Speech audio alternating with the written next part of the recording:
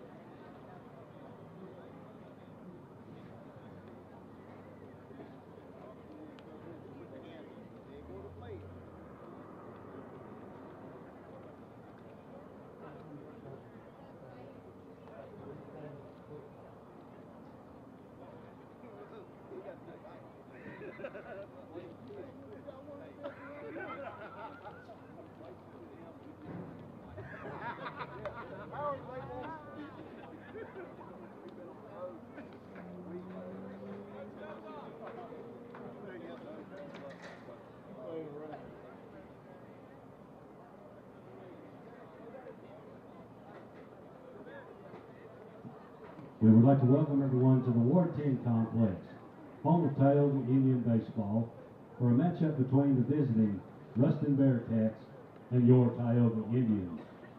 And now the starting lineup for the Ruston Bearcats. Please line up on the baseline as your names are called. Leading off playing center field, number 4, Jackson Lee. Batting second, playing left field, number 15, John Parker Moak. Batting third, playing shortstop, number 5, Hudson Wood. Batting fourth, your pitcher, number 17, Hudson Wilkerson. Batting fifth and playing third base, number 3, Kendon Freeman. Batting sixth, your designated hitter, number 21, Jackson Burrow. Batting seventh, playing first base, number 9, Nolan Parnell. Batting eighth and playing second base, number 6, Dylan Williams. Batting ninth and catching, number 10, Lander Smith. And playing right field, number 1, Michael Briscoe. And the rest of the Ruston Bearcats, led by head coach Brian Beck.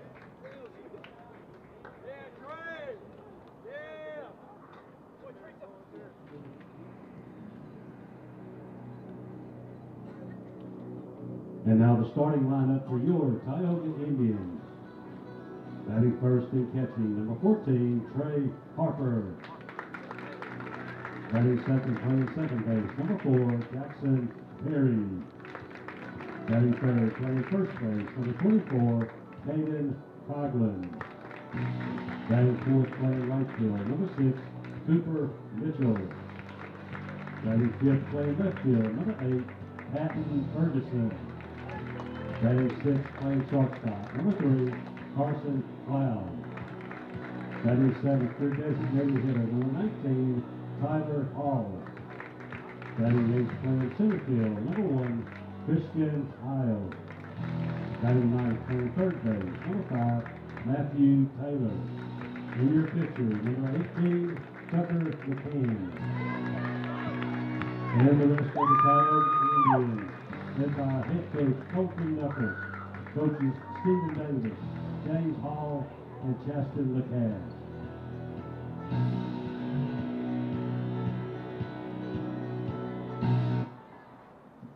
Would everyone please rise for the playing of our national anthem?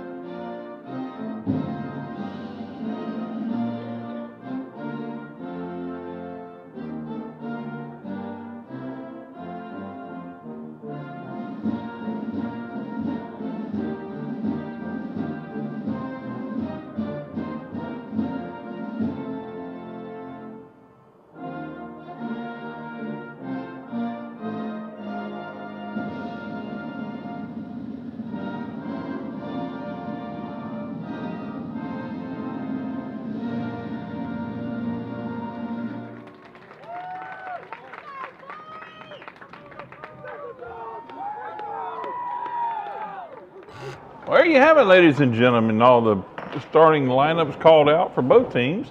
The Ruston Bearcats visiting tonight. They'll be in their grays, tops and bottoms, with accents of red, a stripe down the leg, and numbers and lettering on them in red, outlined a little bit in a white there, so it makes the numbers easy to see. The Indians, you see, are in solid white, tops and bottoms, accented by red. Their pants have a thin red stripe down the side of them, and their numbers are that bold Tioga red, wearing red caps also out in the field. Tioga is Ruston is a 5A school. Coming down here, we're both in the Division I. Ruston is in the non-select side of Division I, and Tioga this year is in the select Division I, but after rules changes and some voting ons by the school principals at the legislative meeting, Tioga will be moving down to the Division II, select Division II, next 2 years after this school year is complete. We do not own the rights to the music that is being played. That is stadium music that's being played out loud. So my apologies for not being able to do more about that. But there it is. And so, and just like that, it just cuts off. Imagine that. But I don't have any control over that. Landon up here is playing it for the enjoyment of the people here at the stadium, not for you at home watching this game.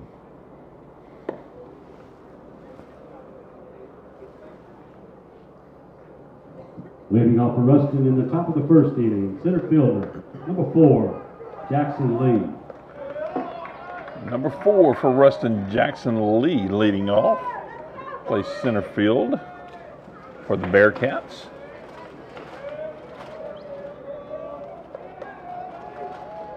See our TSPN logo in the upper right-hand corner. If you haven't done so watching here on YouTube, if you haven't done so already, please subscribe to our channel. Greatly help us out. Fly ball hit up. First baseman coming up, looking fire, and finds it, settles underneath and gets that first out. First pitch, first out. Nicely done there. Now batting left fielder, number 15, John Parker Moak. Number 15, John Parker Moak, batting for the Bearcats on that left-hand side.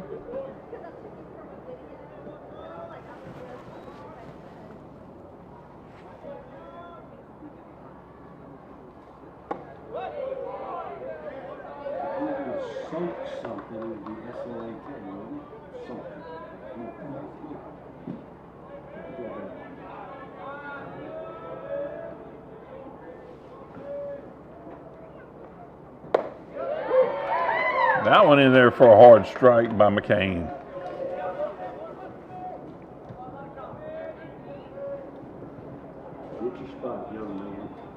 We'll have to say, as a teacher at the high school, we had a Teacher Appreciation Week is coming up, and had a nice lunch provided to us today by Max, Shane over at Max. Sent us some potatoes, completely loaded potatoes, if you will. Nicely done. Appreciate him and all the support that he shows teachers and whatnot around especially on this north side of the river. Fly ball hit out to center field. Isle settles underneath it and grabs that one. Hudson Wood. Number 5, the shortstop for the Bearcats, batting third.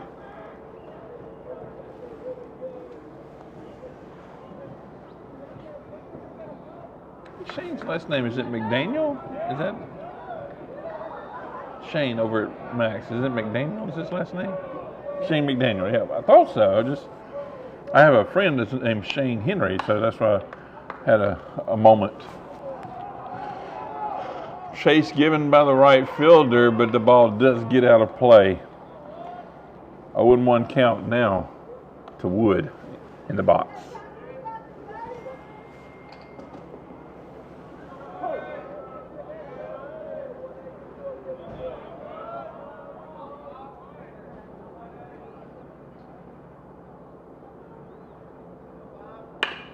Hard hit ball going up and gets through the infield. Isles tracks it down, gets it in, hold the base runner at first. Now batting pitcher number 17, Hudson Wilkerson. The pitcher, number 17, Hudson Wilkerson, batting in the 4th hole spot. My goodness, in a cleanup.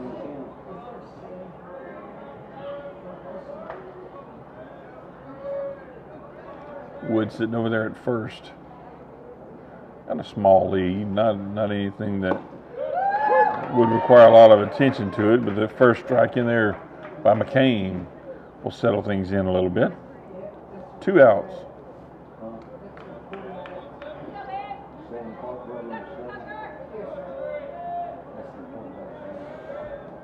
Not this guy back.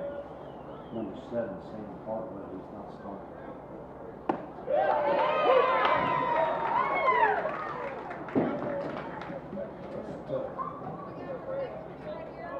McCain delivers another one down Grand Central Station there. That's the secret. That's the key, man. Just low on the strike zone. Ball is the call on that one. This guy's tall. Yeah, he is tall.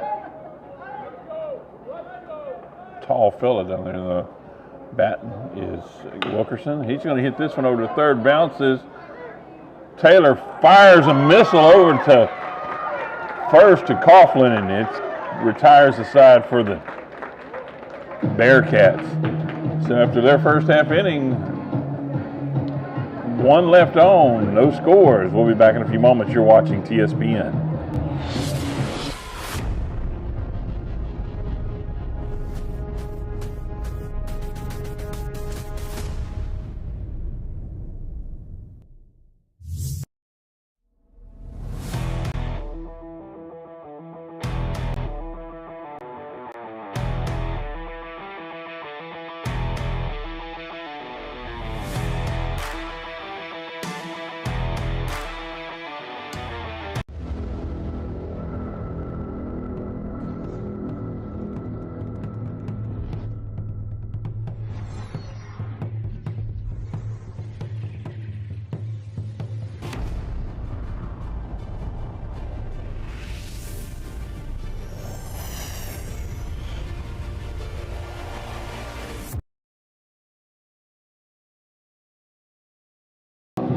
Welcome back to the Ward 10 Sports Complex, home Tioga Indians baseball. They're squaring off against the Ruston Bearcats tonight, entering the bottom of the first. Bearcats left one on, 3 outs and 4 batters. And that's where we find ourselves at now. Joined up in the press box by AD and head coach Dan Crispin. I'm gonna see if I can get him on the mic here in a little bit. Oh, he's I don't know. He loves to get on the mic despite sometimes him telling me no all the time. But we've got a few questions we're gonna peel out on him and find out what he's got going on coming up this Friday night, as a matter of fact. I want to get a little bit of information there on him.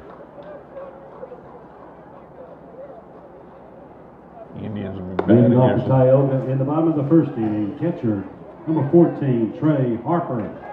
And we heard Mr. Funderburg's call out. Trey Harper, number 14 for the Indians, leads it off.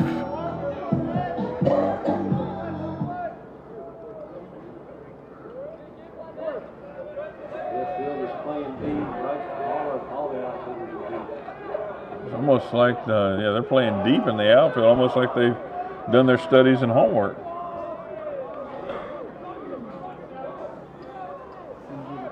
First pitch in there is a ball.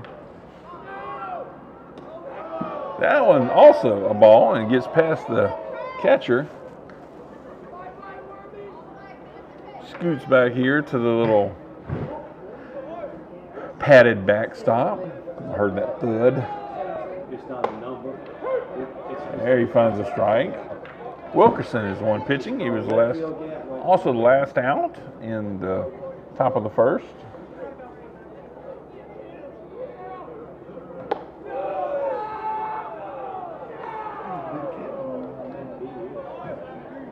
Three and one now to Harper.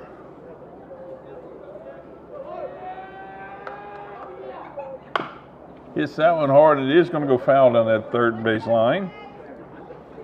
He'll come back and ready himself for the full count pitch offering by Wilkerson.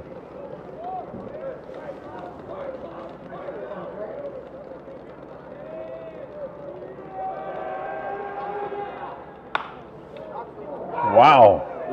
Foul ball in the third base umpire. We have a 3-man crew. We have one over on first, one in third. He had to do a little pirouette to get out of the way of that one.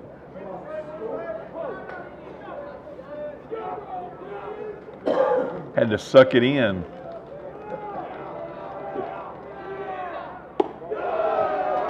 Four balls, and that's going to put Harper on first. Now batting second baseman, number 4, Jackson Perry. Now at the bat, number 4, Jackson Perry plays second base for the Indians tonight. Talking about sucking it in, Coach, I was doing that, and my wife told me, sucking it in, standing on the scale doesn't help. I said, absolutely it does. Now I can see the numbers.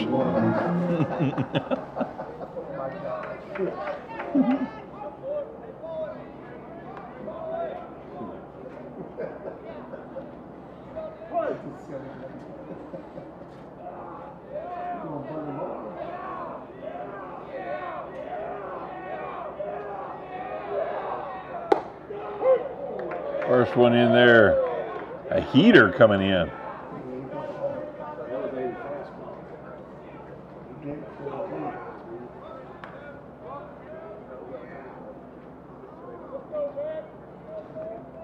Coach knuckles down to third base. Coach's box gives the sign to Perry, and he bunts attempts on that one, and it goes high and comes off this net backdrop we have here. He has an 0-2 count now that he's facing. Wilkerson has gotten himself ahead in the count on this one.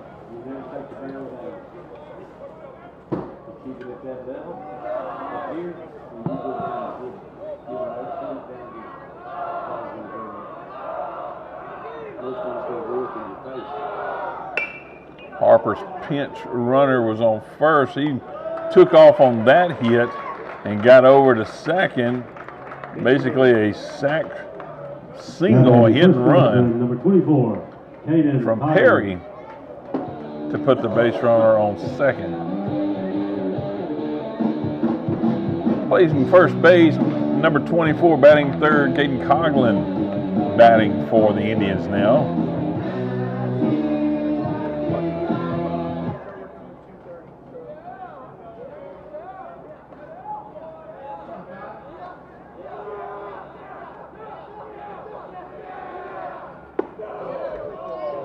Out of the strike zone, 1-0.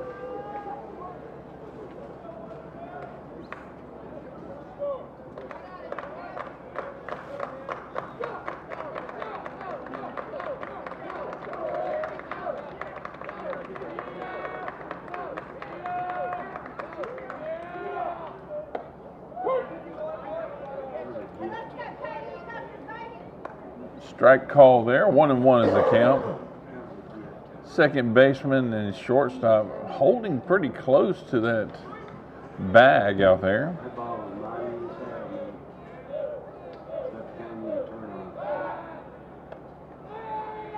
Turn, throw back, put the runner back on second just to keep him honest.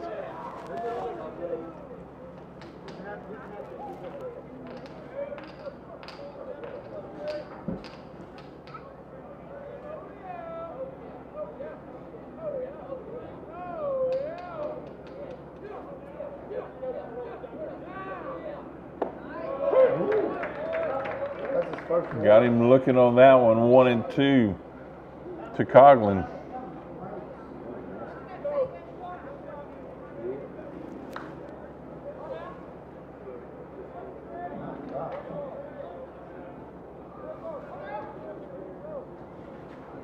Wilkerson, 1-2 with 1 out, base runner on first. Having a look over his shoulder. Throws that one way outside. 2-2 now the count. See, that's a ball. The first baseman can't be picking a signal up from the coach over there. He's going to get a signal from the pitcher. You cannot take the signal from the coach while you're on the run.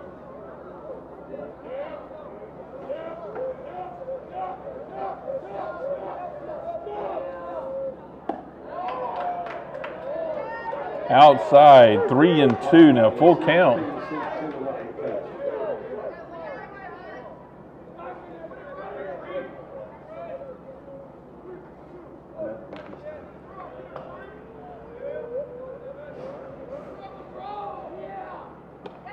Throws that one outside, and that's going to put Coughlin on first. Now batting right fielder, number 6, Cooper Mitchell.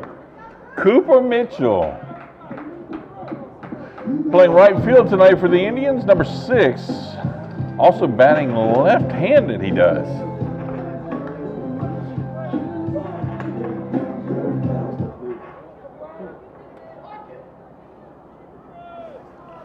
One out, base runners on first and second for the Indians. Down third baseline, down third baseline, down first base. That's in the other batter's box.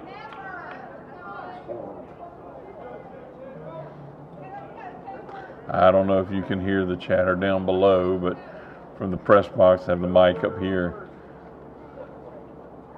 No question that was in the other box. Pushes that one, and it's going to go foul left field area, but a good placement hitting the ball down that left field side. Left field is making an adjustment. Yep. Yeah. Left fielder pushed way over now. That tells me this pitcher's going to go outside because he already got one strike in the other box. He's going to roll it over and Wilkerson looks back over his shoulder. Mitchell makes contact, sends it foul. We're reset for the 0-2 count.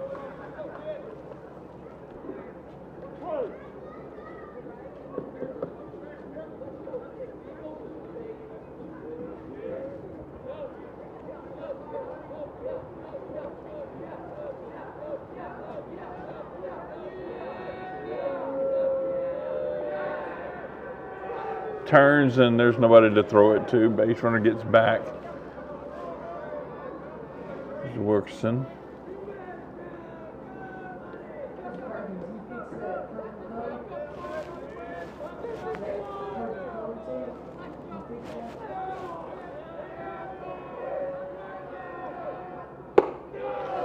High and outside, 1 and 2 now to Mitchell.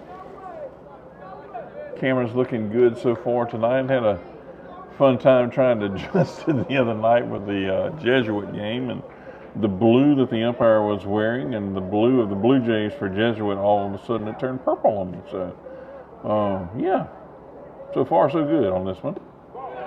That one's a ball also, 2 and 2.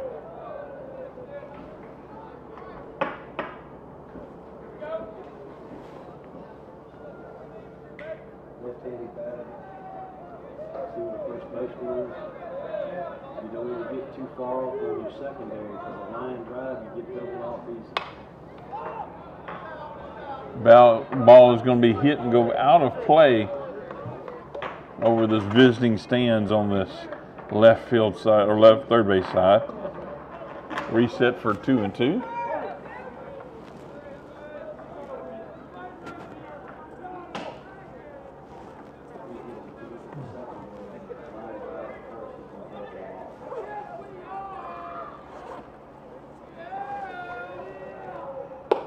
Outside.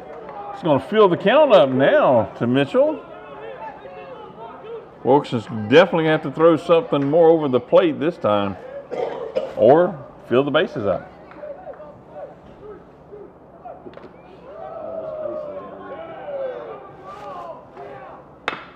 Hit goes over to second base, and they're going to try to turn 2. Not going to be in time. Runner comes in and is going to be tagged out, so they do get a double play a different way, and that's going to end the inning.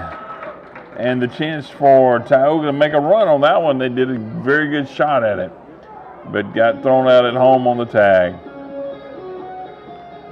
You're watching TSPN. We'll be back in a few moments.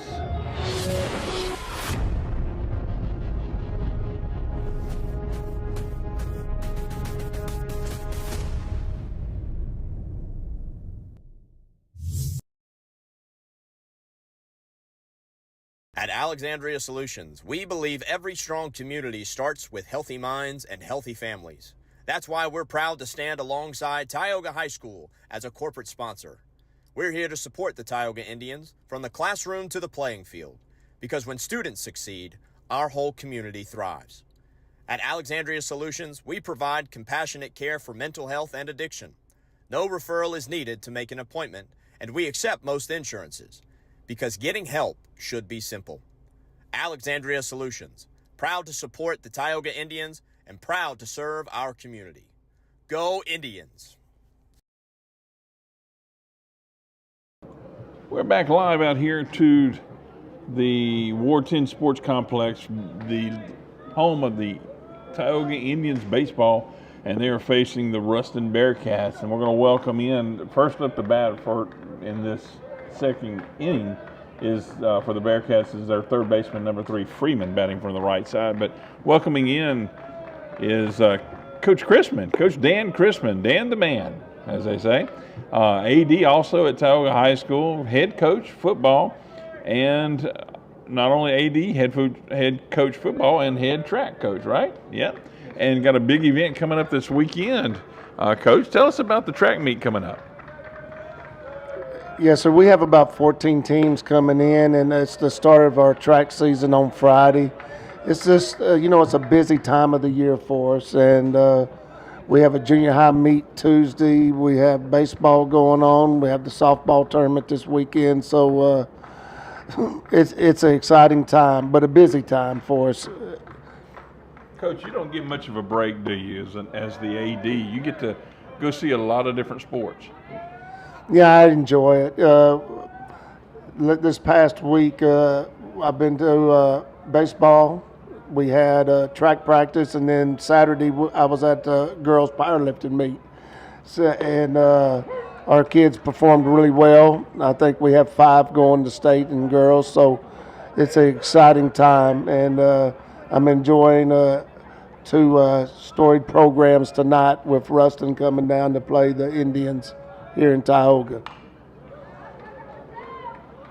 That's awesome. I tell you what, it's a lot going on, and the Indians has a very good programs in all the different sports. I mean, I forgot about their powerlifting is fixing to, they're wrapping up regionals, or just wrapped up regionals and then qualifying for state. So boys also did well from what I understand coming out of that. So yeah, I mean, baseball is kicking off, softball is kicking off, winding down. Obviously, you just talked about with powerlifting and softball, even our girls softball, they went to the second round of the playoff, lost there to Turlings Catholic, but our boys had a first round bye, and so they're going to be facing Brother Martin tomorrow night.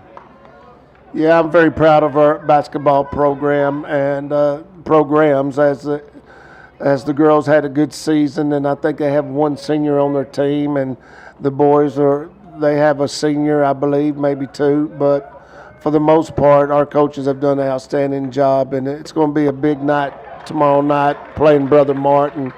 Yeah, I would be remiss not to mention the archery team that won state as well. So our extracurricular activities at Tioga is, it's bar none. It's some of the best in the whole area. I completely forgot about archery, and I hate I forgot about archery because they have done well year after year. And matter of fact, they're a repeat champions from what I saw on a recent post out there in the social media as well. I mean, Coach Maddox, if you will, Miss Maddox, has had that program for years, and she has done really, really good. The first batter for the Bearcats walked, and you see him there on first.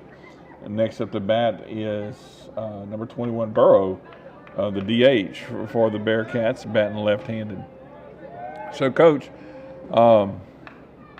recently, and I don't know what you can say or what you're comfortable saying, which you can tell me to would rather not, which is fine.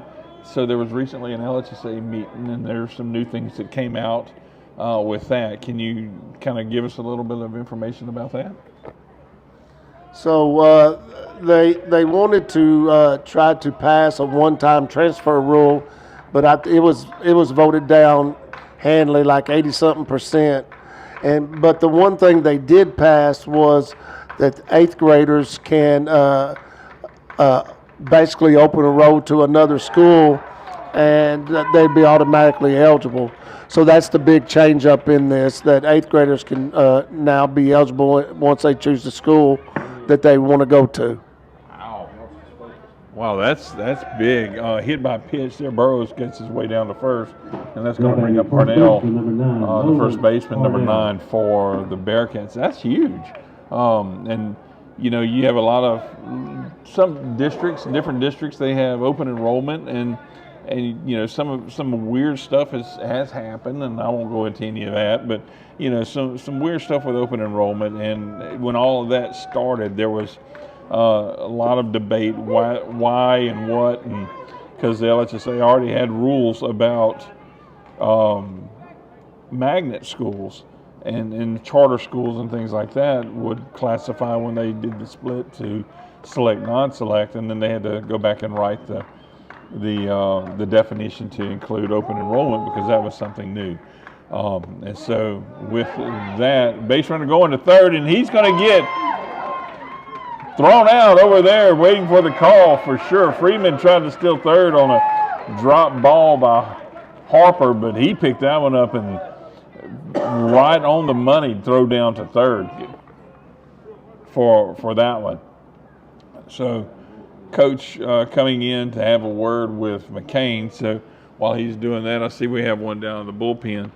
So yeah, with all of the new rules, there's a lot to stay up on in all the different sports, but just the eligibilities, the who can, who can't, what you can do and what you can't do. That's a lot for a person, and you being the AD, it's kind of your task to make sure all the other coaches stay up on that, right? Well, that's the reason why, we have a lot of help at Tioga High School. It comes from our principal, who does an outstanding job letting us know emails is coming down to us, and then I have a lot of people. The coaches do an outstanding job of knowing the rules that apply to their individual sports. So it's a little easier than you think. It's just keeping up with paperwork. And I have a young lady that helps me with that, Miss Rebecca Dufour, and she does an outstanding job with it. So, between the coaches, her, and our administration, we got it handled pretty good. Oh, the young lady, Rebecca Dufour, it's nice having someone like that on staff to help you keep things up. I know she does a great job, runs several other programs at the school for us. And, it's nice knowing that you're going to have her for another 10 or 15 years, I guess she's got. No, I've heard her talk, and I've heard her talk. She's kind of on the countdown. She's looking at that. But she's done a phenomenal job on so many different things there. That's a 2-2 count now to Parnell for the Bearcats. Coach, what are we looking like for football coming up? Because, you won't be long. You'll be looking at summer workouts, right? And all that coming up. Seeing what the call is here, a time called. Coach coming over, have a chat with the home plate umpire. But, yeah, while he's talking to them, football's, really and truly, it's almost like you never get a break. Well, we really don't. When the season ended, we started with our off-season program, and Ethan Chrisman, he's kind of the strength conditioning coach, and he takes that over, and we have several other coaches help us in the afternoon with Coach Book and Coach Trip Prestridge. So, it is a thing that is continuous that you do. We're trying to develop, a mindset throughout the year of hard work and be determined and do the things that we need to do to be successful. And no, it never ends. Once the May comes around and school lets out, we start going 4 days a week during the summer. So between that and 7-on-7, so it keeps us busy, but I don't mind it. It's for the community, and the community backs us. They do a lot for us. So I'm very appreciative of all that. That sounds like you got a good dedicated coaching staff, and you have to at that point because, the little bit of a coaching stipend that I've seen that coaches get and the amount of hours that's being asked of them really does not amount to really pennies on the dollar, basically. And so having a great coaching staff, people that are dedicated and want to create a program like you have done, coming into this, turning the program around the way you've done has been great to see and watch and being a part of it. And looking forward to doing more and more with you with our own TSPN now. Yeah, I'm looking forward to it. It wasn't that big of a turnaround. When I took over, the program was pretty stable to a certain extent, and Coach had done a good job. And it was just a matter of keeping our coaches, who are very quality people, and it worked out really well for us this past year. We got some key people we got to replace, but I think we have it. It's just, it's a tough schedule that we have this year in comparison to what we had last year. You're correct. And you were there when Coach Cook was there before. As basically as OC, if I remember correctly. No, just a lead coach, if you will. But yeah, had a down season, and you took over and had a good season this past. So talk about the schedule, if you can talk about that. So who you got on the schedule this year? Well, we have, I believe, everybody on our schedule made the playoffs last year. Wow. And we have 3 5A teams on our schedule between Natchitoches Central. We have Pineville, and we have Dutchtown. And that's not factoring in that Neville moved down from 5A semifinalists to that's a great play. Yeah, he did a great job catching that. We got Neville, and then you always got the mainstays of Franklin Parish, West Washita, and Wasserman. So it's a very good schedule. So it's a very demanding schedule, and we're going to take it 1 week at a time. Any anticipations of moving down to Select Division 2 versus Select Division 1? Yes, sir. We're going to move down to Select Division 2 if they still have selects with this new thing passing. I don't know how that's going to work with 8th graders being able to go wherever they want. Then if that's the case, then everybody's select. So I'm not sure how it's all going to. I'm sure we'll get some leadership from the state on all that. So who knows? You know, all I worry about is teeing it up and playing. You know, we can't worry about those kind of things. We just got to play ball. Leave it to a great coach to pull in a golf reference, teeing it up, talking about golf. Love it, love it. Talking about football and you talking about teeing it up. Gotta love it. Well, Coach, I appreciate your time and your wealth of knowledge and just letting our Indians know and keeping them up to date on what's happening around and being willing to have a conversation. Enjoy the rest of the game. You got anything you want to throw out there before we part out? Go Indians. Yes, indeed. Guys, he likes to sign off that way from time to time, I've heard. So, nice way to do it. Up to bat for the Bearcats is Smith. They have 2 outs. He's facing a 1-2 count. Hard hit ball out to center field. Isles sees that line drive and just scoots right on over to it, makes the catch and retires the side and keeps any numbers off the board for the Bearcats. So after their second at bats, score is still 0-0. We'll be back in a few moments. You're watching TSPN. Good job, Coach.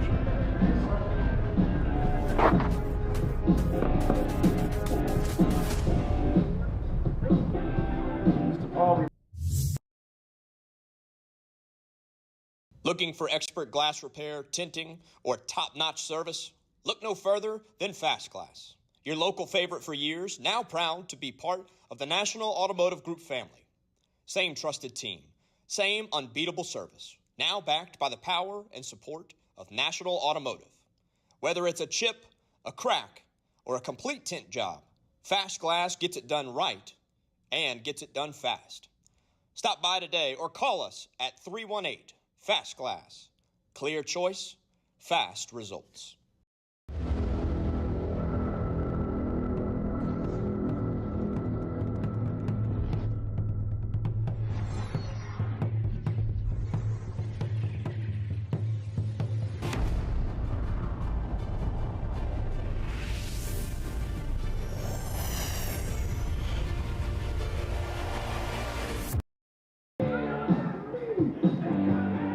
Well, welcome back out here to the Ward 10 Sports Complex, home of the Tioga Indians baseball. They're battling out with the Ruston Bearcats from up there in, where else? Ruston, Louisiana, right outside of Monroe.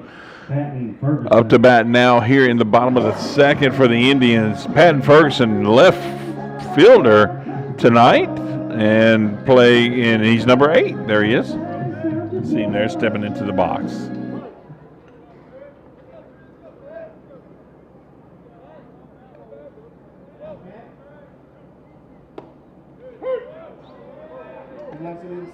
Low and inside, and that's strike 1. Inside and low. It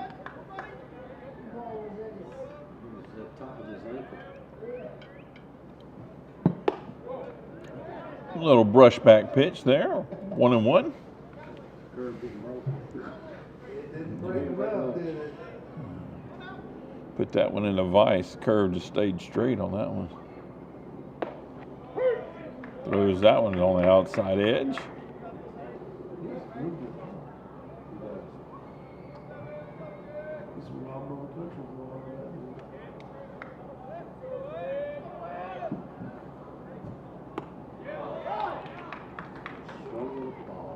Swung at it and throw down. Not anything necessary. Ball didn't drop, but just for good character.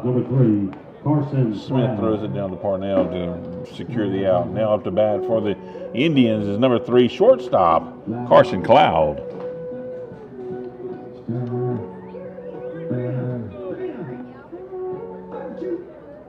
I'll bring the brightness down since those Lights are so good out here. I don't want to wash this out too bad. First pitch in. Second one now. Carson Cloud is facing a 1-1. That's right.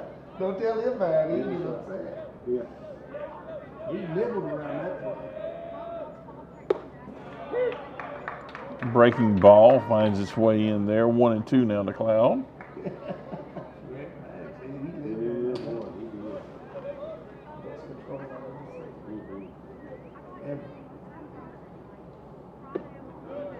That one's away. 2-2.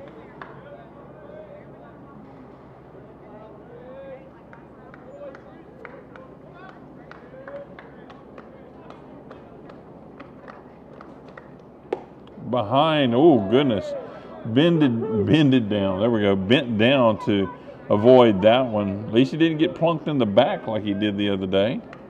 That one, I mean, he just heard a thud in his back. Swing and a miss for Cloud. Attempt to get a hit there, and he strikes out. Now batting designated hitter. Coming up to number bat, 19, the designated Tyler hitter Hall. for the Indians, number 19, Tyler Hall. A lefty here as well.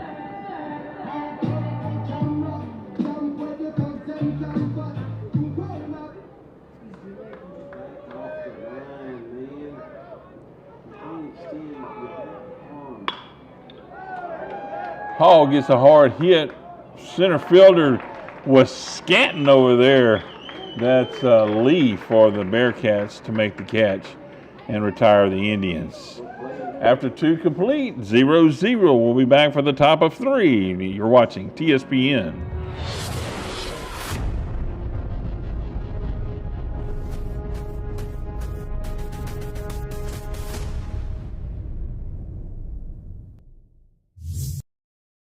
Tonight's game is brought to you in part by your local convenience stores, where friendly faces, cold drinks, hot snacks, and everything you need are just around the corner.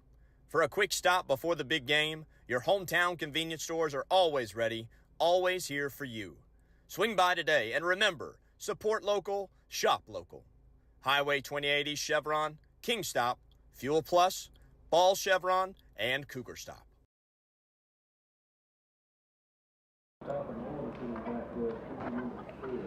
We're back here live at the Ward 10 Sports Complex for Tioga Indians baseball versus Ruston Bearcats. Back to the top of the order for the Bearcats, number 4, Lee, playing center fielder, who just made Leading off that Ruston, running top of the catch 30, center fielder Jackson Lee. to end the inning.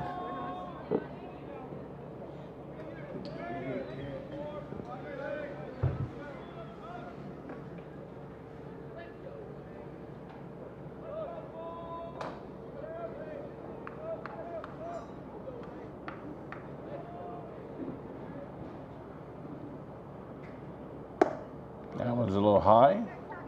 McCain's first offering. It's a ball.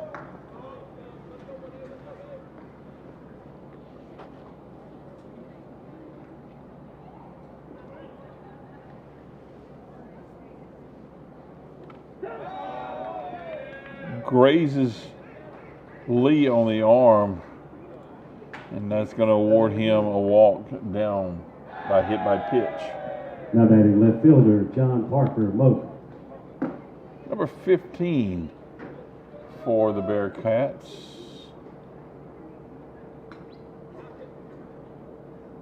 Conference here from the umpires. You can see if he leaned in, if he looked like he leaned in. Little teaching moment, I guess. He never moved. He just took it.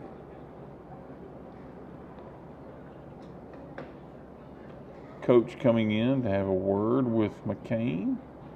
That's Coach Knuckles this time. Oh, they're making a picture change. Who is that coming on? They are. Oh, They are making a pitching change, it looks like. oh wow. Sunglasses on and So after 2 complete innings from McCain, 2 complete innings from McCain, he's going to be replaced by Ariano on the mound. Ariano gets a few warm-up throws here. McCain will be responsible for the base runner on first, Lee, for the Bearcats.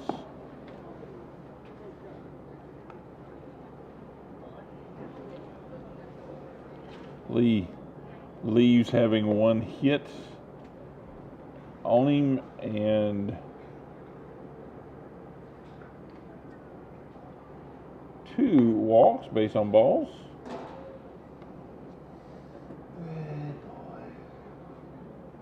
No runs scored, obviously. Maybe you see Ariano warming up there.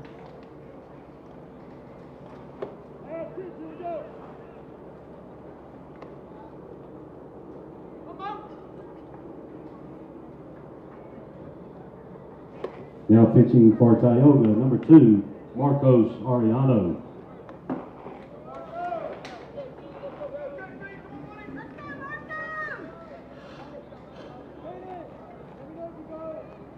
Up to bat for Bearcats is number 15, Moak, the left fielder, lefty.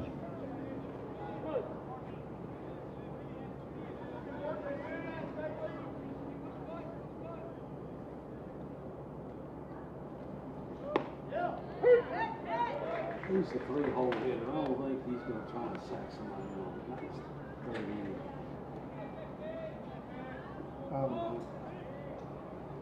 Number 4, I'll put him in. He's the one who hit the ball up the middle. Just on the outside, 1-1 now to Moak.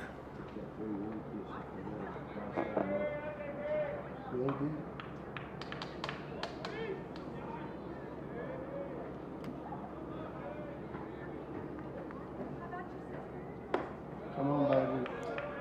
We don't need a walk. 2-1.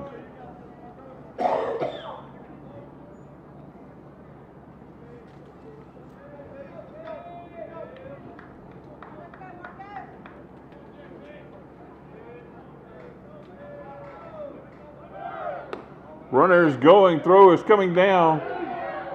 They got him out, is the call.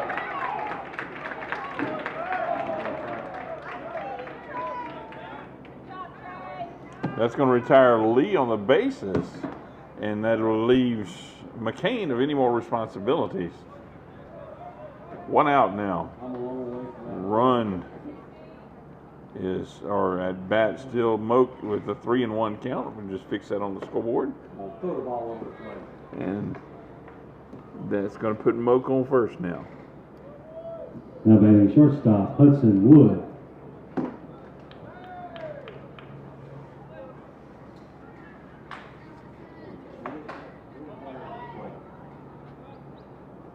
Hudson Wood up to bat for the Bearcats.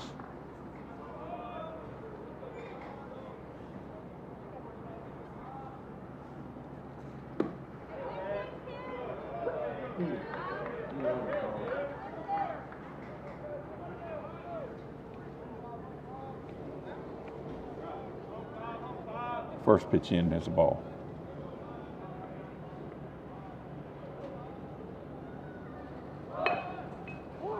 Wood bunts it down. Ariano comes up, scoops it up, gets it over to Coughlin in time to get the second out. Base runner does end up on second. Now batting through that pitcher, force. Hudson Wilkerson. Now batting Wilkerson, who's a pitcher tonight At least. for the Bearcats. At least maybe 6'3". He was the last out in the first at bat. Swing and a miss. Nice pitch there by Ariano. Teaching, man. Good one. Good curveball.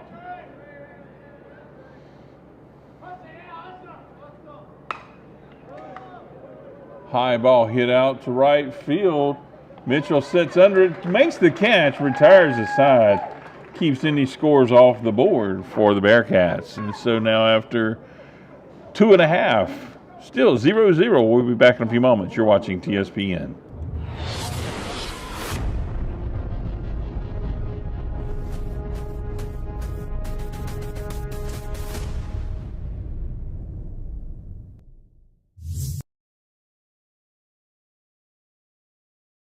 Looking for auto service you can trust right here in Sinlaw? Come to National Tire and Auto, your locally owned tire and repair experts with 2 convenient locations. We're proud to serve our community, not just with quality auto care, but by giving back and treating every customer like family. From tires and oil changes to brakes and engine work, we've got you covered. National Tire and Auto, locally owned, community driven, customer focused.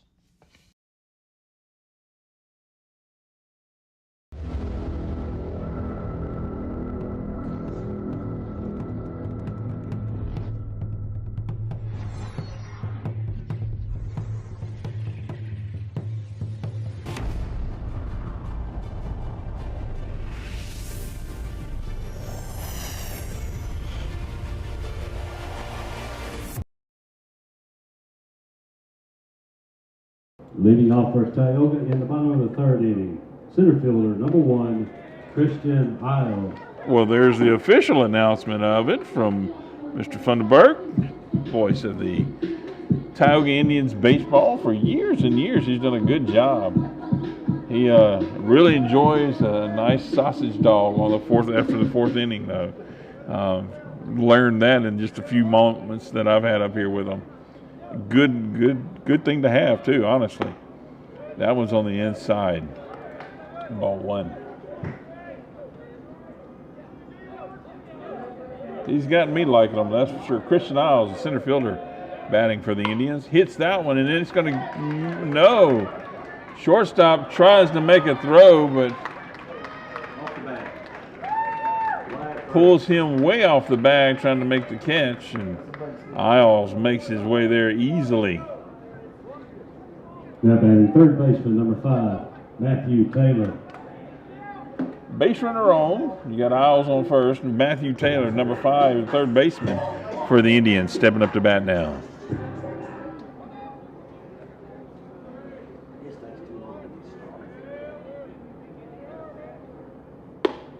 Up high.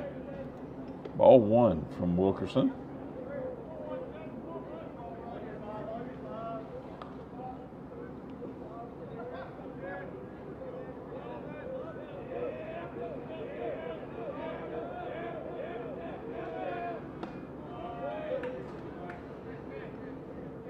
Not bad. Wilkerson, having started this game, is in 39 pitches now.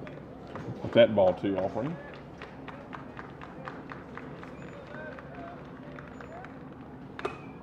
I was fouled back off the catcher's. Off the catcher's helmet. Umpire's going to take a moment, walk around, adjust his mask as well, and check on the catcher. Smart play, smart play. Good thing to make sure everybody's okay.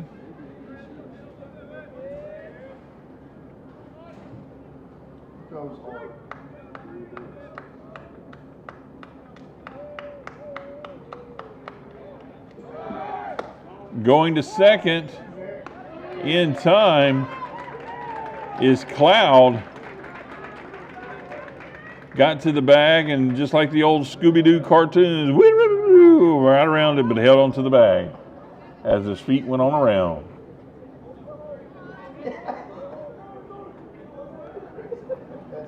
Isles, not Cloud. I'm sorry, that's Isles on second.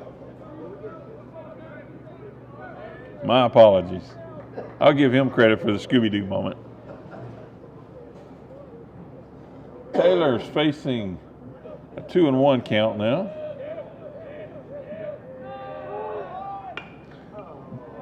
Bunt Strong bunt, but luckily it gets down and out of play. Good idea. Good idea, but nobody out running on second.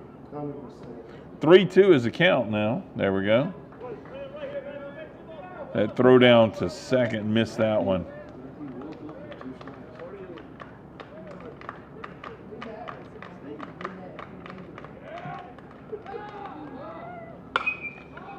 Hits that one high, and I believe it is going to make its way out of play as the left fielder runs all the way up to the fence, and it's just beyond where he can reach. We'll come back and get reset for a full count. Pitch by Wilkerson.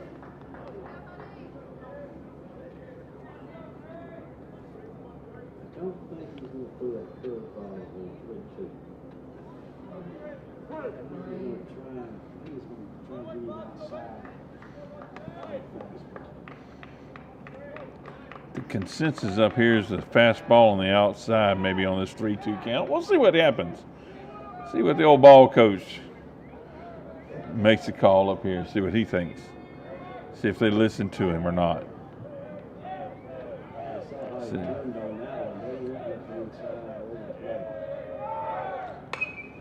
The run is on, and he fouls that one out of play.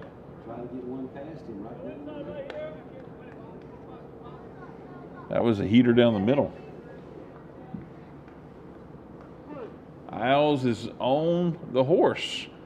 He's Cadillacing on this hit and run, if you will.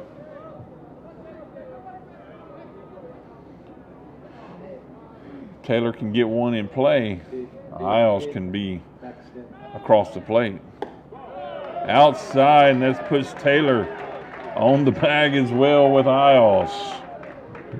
Now batting pitcher, Trey Harper. Coming up at the top of the order for the Indians, number 14, Trey Harper. But first, a visit to the mound by the Bearcats coach. Haven't really seen any activity in the bullpen for them, so now we see somebody walking down there. This kid's what, 42, 43? 45 pitches in, yeah, 46 possibly. He's good for 92.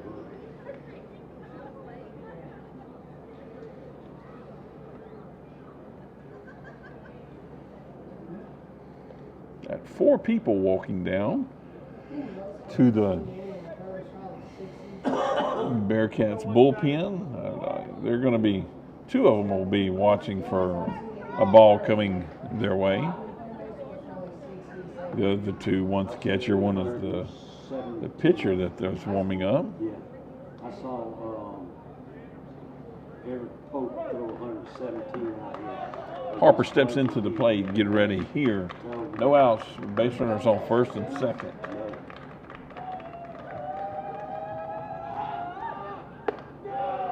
Up high.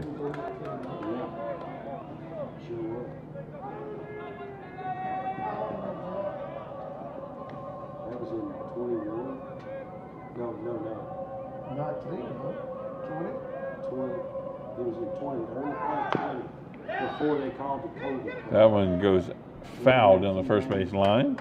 A full swing bunt, if you will.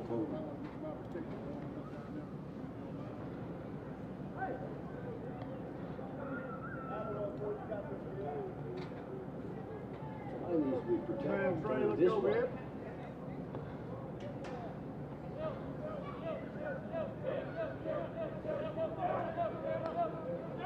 They split up and were playing catch, but not protecting the pitcher. So the umpire just gave the coach the information, and they hollered at him down there and said somebody put on a helmet as well because they had their back to the activities. Throw back to second. Isles back in time. Wilkerson from time to time has looked back over his shoulder, but the previous pitch, he didn't even look. Look at him, they didn't play football. I think it's part of the warm-up.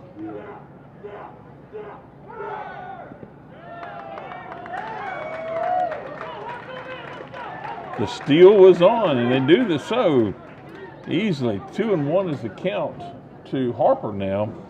Base runners have advanced 90 feet. Now they're at second and third.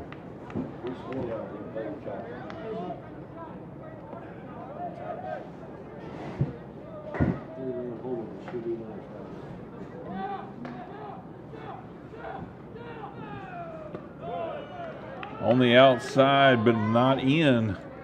3-1 now to Harper.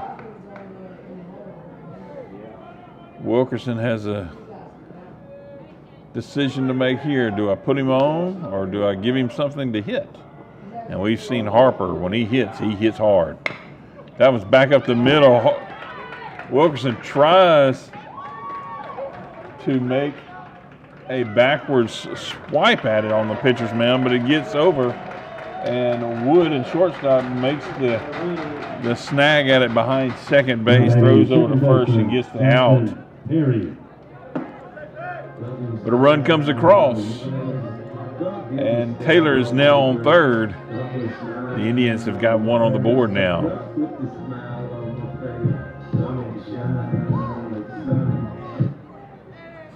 Up to bat is Jackson Perry, number 4, second baseman for the Indians. They're coming in for the small ball. Hits hard, throws it to home, but not a force and not even at the plate. So they were trying to save the score, but give it up and put a base runner on. Now batting first baseman, Caden Coughlin. One out. Indians are in the lead now, 2-0 here in the bottom of the third. Number 24, the first baseman for the Indians, Caden Coughlin, is up to bat now.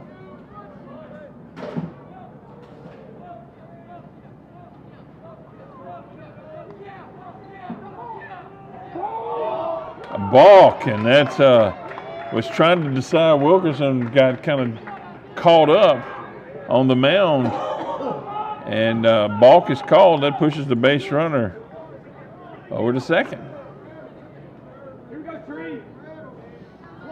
I think he wanted to make a throw over to first, but got caught up in his decision making there.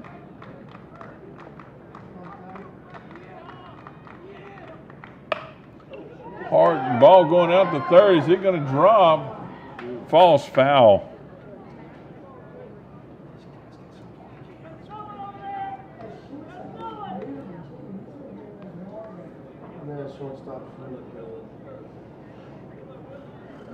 Yeah.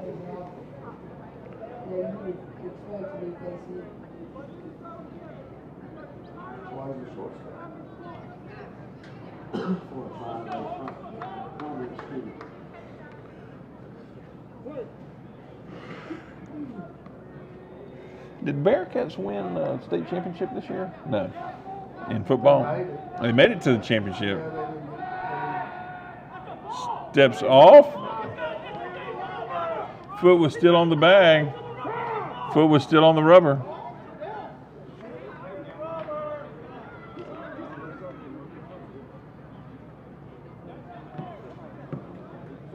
Coach is calling him out on it. Says his foot did not clear the rubber, and he stepped to turn but did not do so. Here we go. Keep going. A free pass on that one, I guess. I didn't see it, so I don't know why he's. Yeah.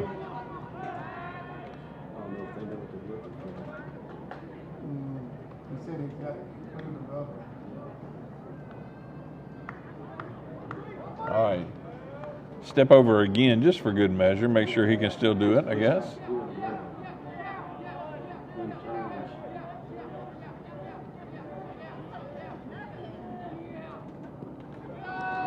Bounces going to third. Perry to third in time. And that one bounced in the dirt before the plate.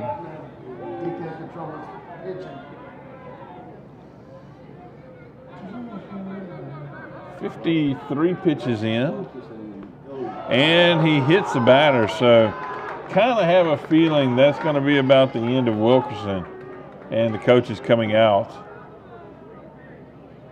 Coughlin hit by pitch, loads up, or not loads up, but puts base runners at the corners now. And yes, just like that, the coach is coming out to make a change, because after the balk and after the just the goings on those last little bit, just I think did Wilkerson in. He just was unable to make that happen there. 27. I was saying 27 for the Bearcats will be coming in relief. Let's see. Get a number here in just a minute for that one.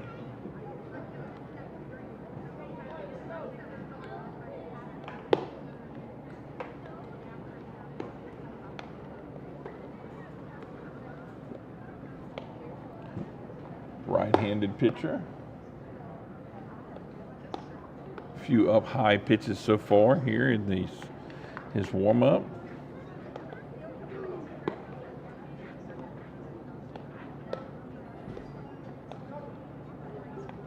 Settling in a little bit now.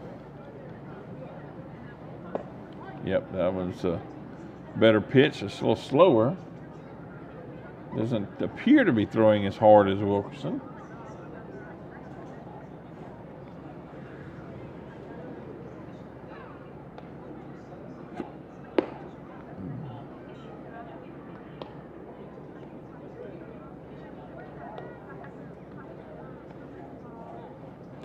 Some infield changes, some other defensive changes happening as well for the Bearcats.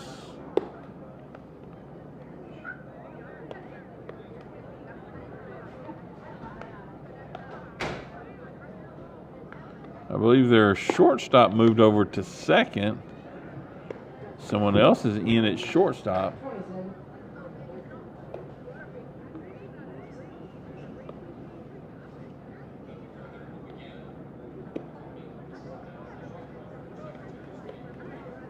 Unless it's We just took him out of the game. Starting pitcher, they just took him out of the game.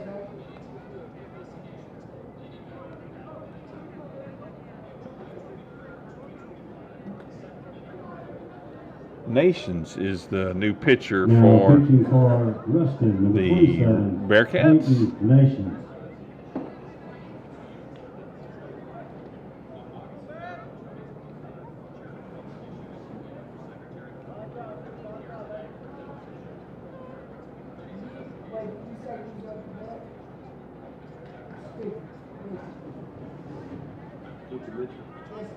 Now batting right fielder, Cooper Mitchell.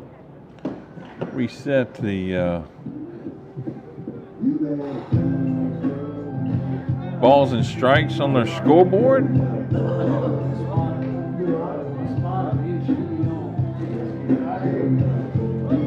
Right fielder number 6, Cooper Mitchell, stepping up to bat now, facing the new pitcher Nations for the Bearcats.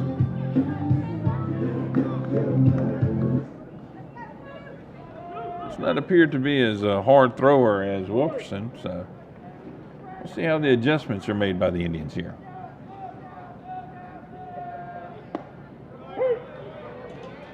First one in there by Nations, a good strike.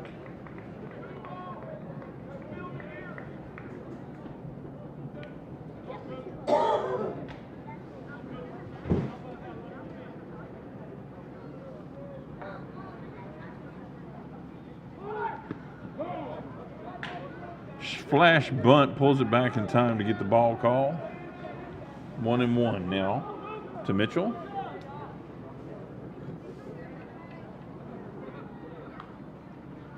Doors on the corner, 1 out. I like our odds right here, y'all. Runner could be going here shortly. Got him on the corner. Pulls back also. 2-1 now. 1 out.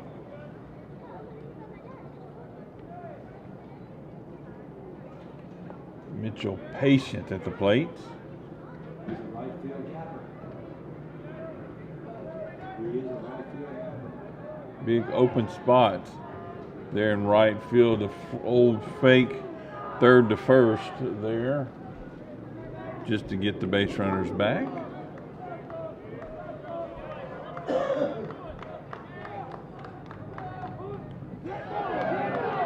Showed bunt, but pulled back and is hit by the pitch. That's going to load the bases up for the left fielder, Patton Ferguson, for the Indians.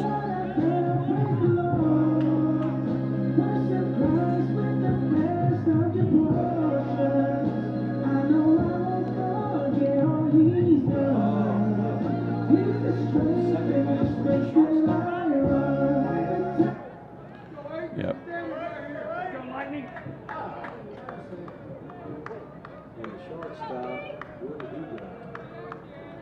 I think shortstop's over at second base, isn't he? I don't know. Did he go to second? Yeah, it's in the 5.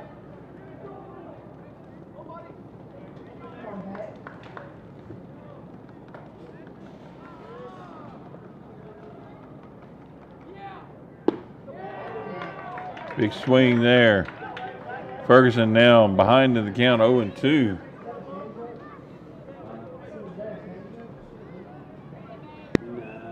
Well, it might have been, but it was definitely location off the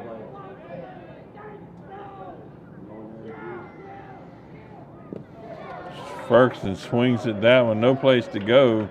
No sense to run down to first. 2 outs now to the Indians. Coming up to bat is number 3, shortstop Carson Cloud.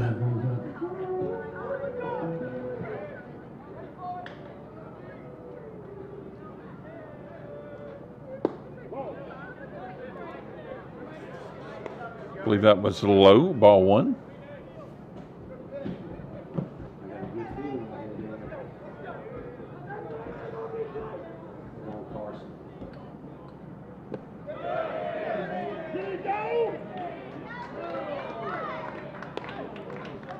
Appeal down to first base, and first base umpire says that he did go, so Cloud now has a 1-1.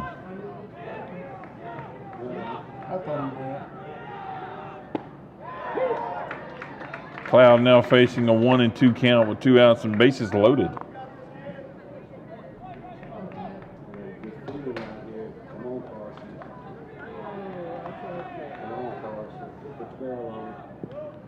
Outside pitch. Check the ball. 2-2. Catcher caught one in the gonads. As they said in the old wrestling, Mid-South wrestling days, is solar plexus area. Lower abdomen area is where catcher caught that one. And the courtesy walk out to the mound by the umpire to give him a moment to catch his breath.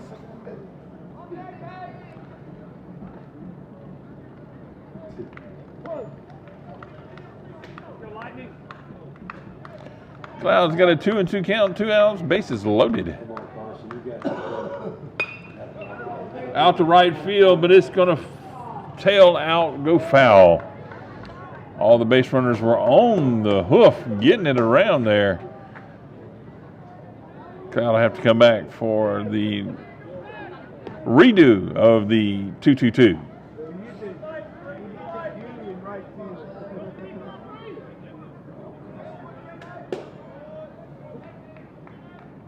Speak it into existence, young man. You got this. You got this. See ball, hit ball. Watch that one right down the plate there. And that's going to retire the side for the Indians. They score a couple on this one. They have the lead now going into the top of the 4th. 2-0. We'll be back in a few moments watching TSPN.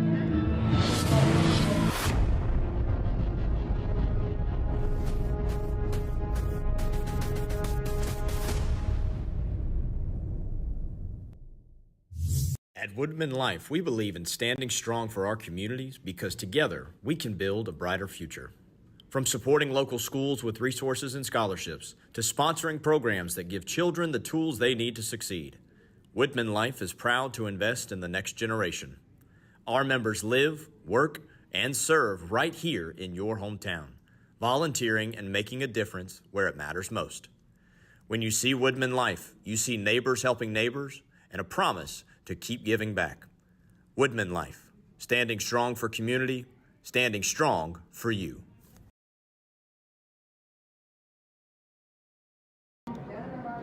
We're back live coverage. Top. Let me get that scoreboard fixed for you before Leading off for Ruston, first batter gets hit it. Third baseman, Kendon Freeman.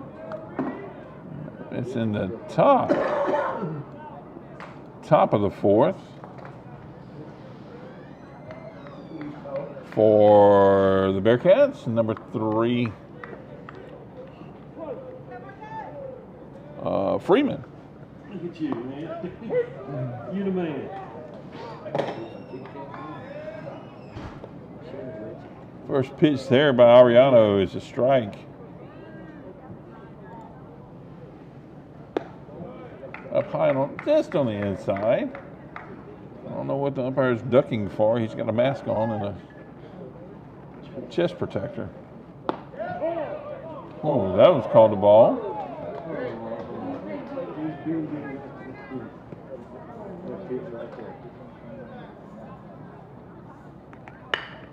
Hit over to shortstop. Cloud scoops it up over to Coughlin in time to get the first out.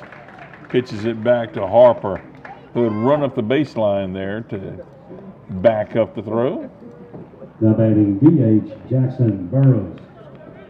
Number 21, DH Jackson Burrows for the Bearcats stepping in. Here at the top of the fourth with 1 out. Right down memory lane there for Ariano for strike 1.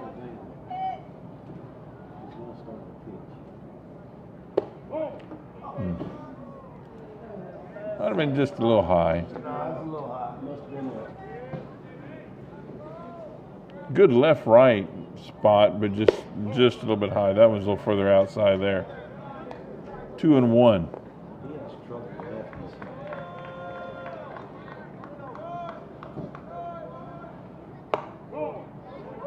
Tried to frame it in a little bit. 3-1.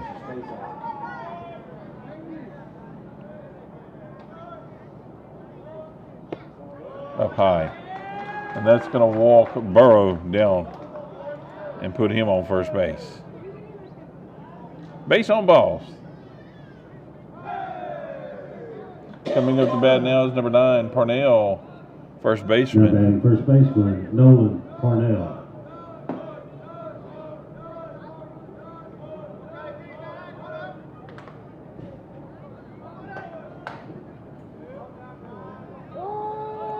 Showing bunt, scoots really up front in the box, but pulls back, but the pitch is a strike.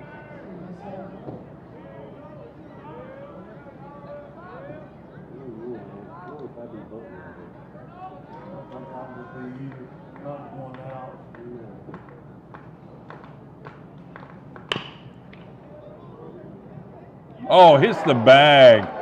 Carson Cloud throw to third.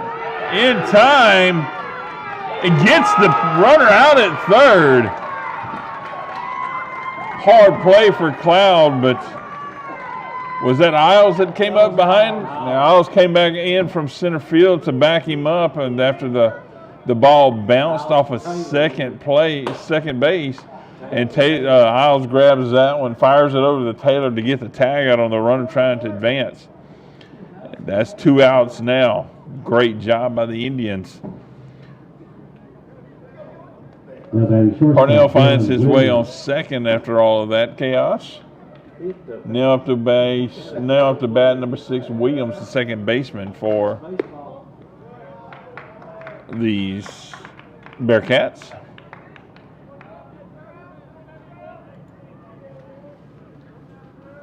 That's good hustle right there. Real good hustle.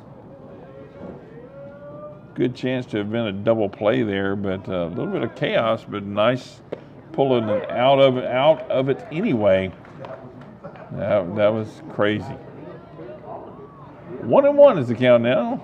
2 outs, base runner at second. And he's sitting inside, so that's his spot.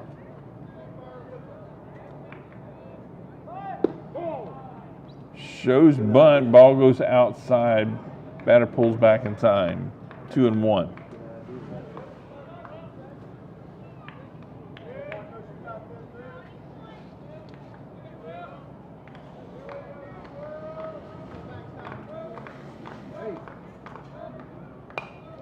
Fouls that one into the backstop. 2-2 and 2 outs. Base runner on second. So how about those 4 twos? Or 2 squared, right? Leave it to the math teacher. No, ain't nothing up here.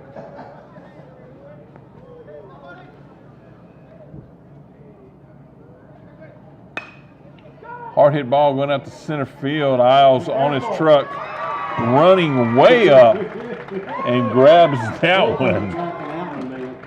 Right fielder Mitchell and Isles. Mitchell gave way to Isles to make the grab. And we get out of the top of the 4th with 0 score for the Bearcats, 2 for the Indians. We'll be back for the bottom of the 4th in a few moments. You're watching TSPN.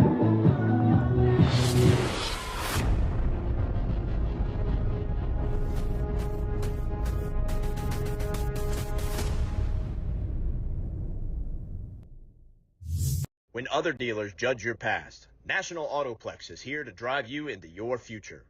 We're Sinlaw's only no-credit check lease-to-own dealer, where bankruptcy, bad credit, or no credit is no problem. At National Autoplex, we believe in second chances and fresh starts. If you've got income, you've got options. Come see why more drivers are choosing National Autoplex, where you're more than a credit score. Visit us today or apply online at nationalautoplexandtire.com. National Autoplex. Your ride, your future, your way.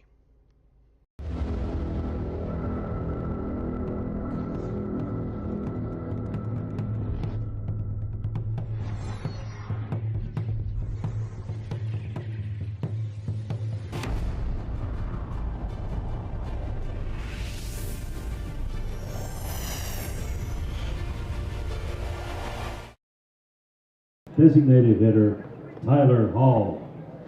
Welcome back to the Ward 10 Sports Complex, home of the Tioga Indians baseball, where they're facing off against the Ruston Bearcats. We're entering the bottom of the 4th. Tyler Hall steps up to bat for the Indians. Indians have a 2-0 lead.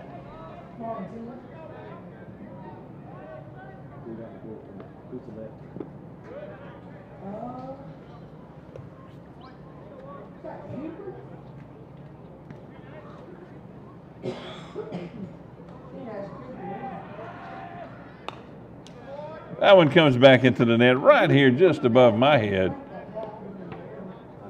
I didn't jump near as much as Mr. Funderburk did the other day, but that one was coming right at him too. Oh, man, yeah. Ask me how many seams are on a baseball. How many seams are on a baseball, Mr. Funderburk? All of them, huh? All of them.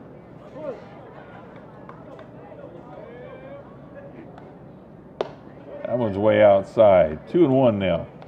I had a coach a few years ago, we were in BP, and kid hit it right up the middle, you know, there was an L screen, hit him right before it. Really? Yeah. Tip foul there. 2-2 to Hall. He had to use one of my shirts to stop the leak. Any ball from the face is going to bring blood. Third strike, drop ball. Hall gets on his way down to first base. Woo-wee! Stuck in the net. Well, that He runs at 90 and 5.2, we believe. He got there, though. And that's 90 feet, not 90 meters, by the way. much different. We got a pinch hitter coming in, 12 for 19. pinch runner, maybe. Yeah. That's it. Now batting center fielder Christian Isles. I guess he figured he put all that energy getting down to first. They're going to let him get a breath now. Number 1, Christian Isles into bat.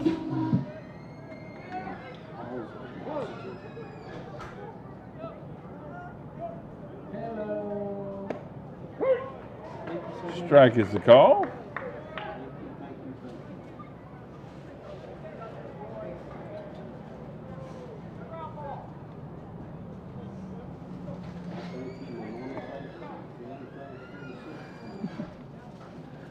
A little delivery up here from the concessions. Wonderful folks. They take care of Mr. Funderburk and his sidekick over there. Way out, and that's going to go out to right field. Stolen base on a pass ball. He could. No. Nice coverage by the Bearcats to get over to third and make that very good defensively there by them to watch that one develop on this left-hand side of the field.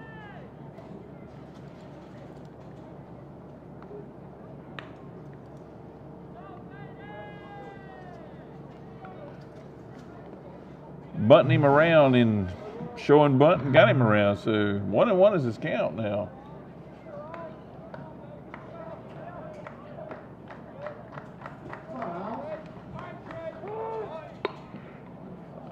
Showed bunt and bunts it out of bounds. 1-2.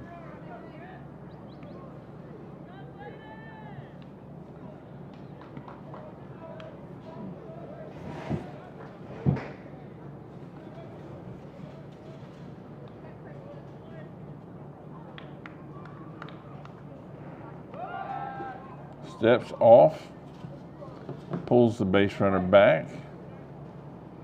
No one there to cover, but you got to respect it. Hey, you want this sauce on your bun? You're not going to eat it. My buddy. Hayden was sitting out there. A bunt, and it goes foul. Hey, you want this sauce on your bun? You're not going to eat it. Here you go, bud. Third strike foul on a bunt is going to get him out, and that's going to be the first out for the Indians. Coming up to bat now, number 5, Matthew Taylor for the Indians. Now batting third baseman Matthew Taylor.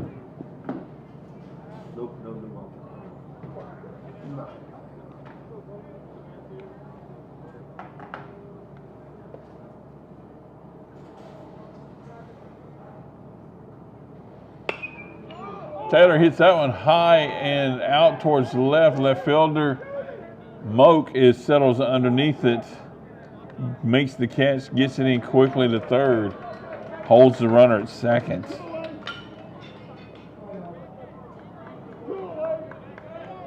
Two outs now to the Indians. Now batting catcher Trey Harper. Number 14, Trey Harper for the Indians up to bat, plays catcher.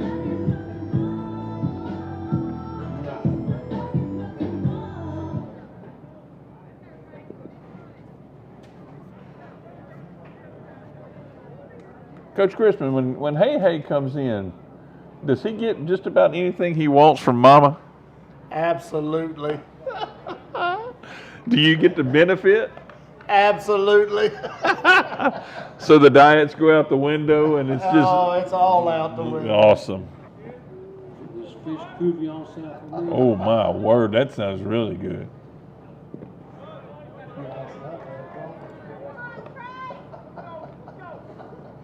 Mama and Papa used to fish down at Bayou Turo, where they were in Ville Platte and or Lone Pine, St. Landry area down there, and he would catch a gaspagou in the bayou, and Granny would cook that as a fish coubillon, she would say. Oh, wow, that might be trouble.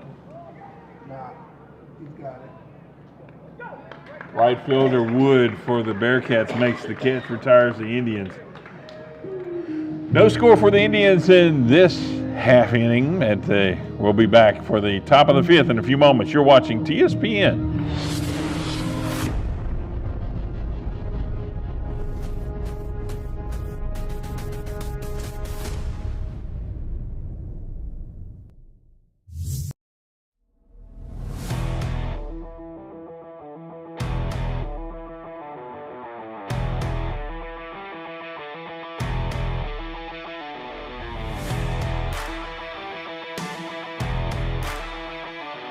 At Alexandria Solutions, we believe every strong community starts with healthy minds and healthy families. That's why we're proud to stand alongside Tioga High School as a corporate sponsor. We're here to support the Tioga Indians from the classroom to the playing field, because when students succeed, our whole community thrives. At Alexandria Solutions, we provide compassionate care for mental health and addiction. No referral is needed to make an appointment, and we accept most insurances, because getting help should be simple.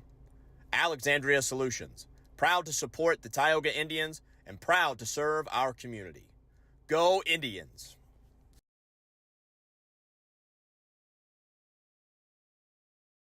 I hope a little boy. Me too. Hey, nowadays you gotta ask. Leading off of Ruston in the top of the fifth inning, catcher Lander Smith.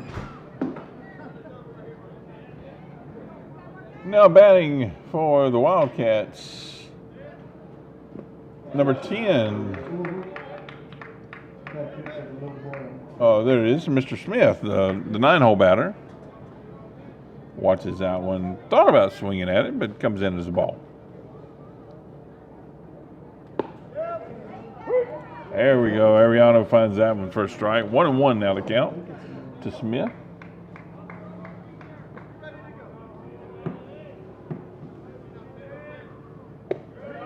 Another strike there by Ariano. Ladies and gentlemen, we have an iPhone that's been turned into the press box. Please check your phone, make sure you have yours. If you're missing an iPhone, it's in the press box. That one's going to be fouled away and go right over the top of the Indians' dugout. Have the phone here. She brought it down. Is that the phone? Let's see.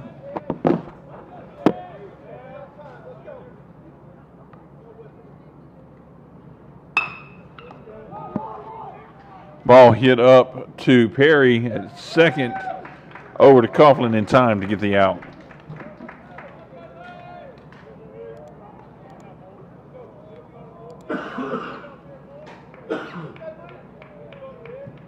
Now batting the center fielder, Jackson Lee.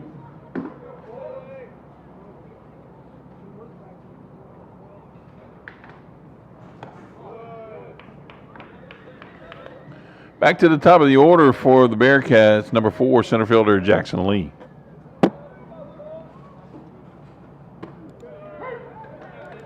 One and one is the count.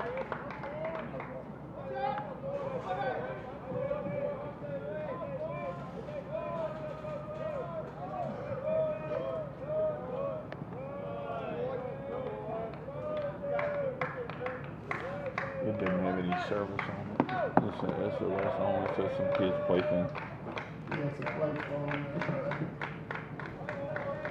2-1 the count. 3-1 the count now.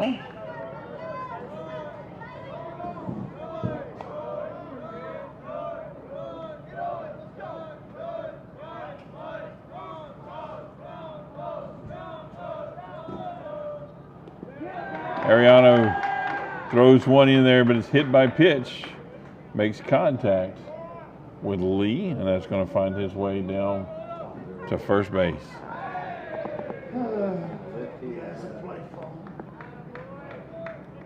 Coming up to bat now for the Bearcats is number 15, Moak, the left fielder.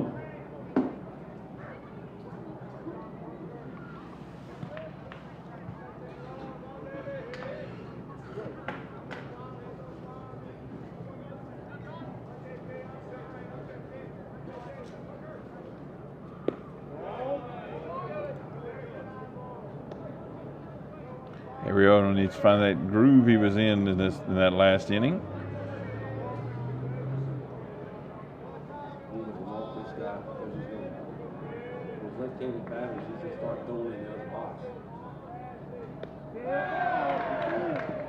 Or in the same box that they're in. That's 2, hit by pitch. That'll put Moak down on first and push Lee over to second. All right, put Mitchell in. Oh, wait. Well, they were both warming up in the field. It's still Mitchell. That's Mitchell. Harper gives the ball to Coach Knuckles, and that's going to retire Ariano after 37 pitches.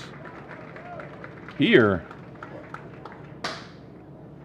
And he'll be responsible for the 2 base runners that are on.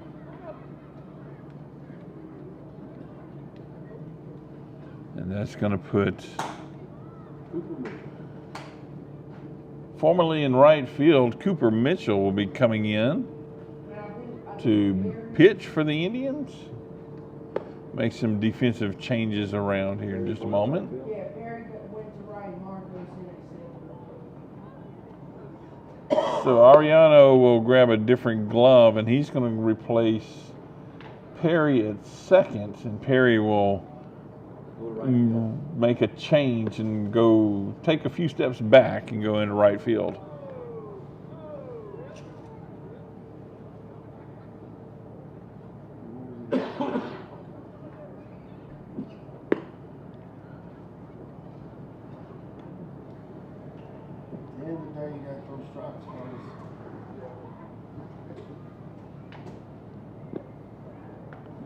We'll be back in just a few moments. You're watching TSPN.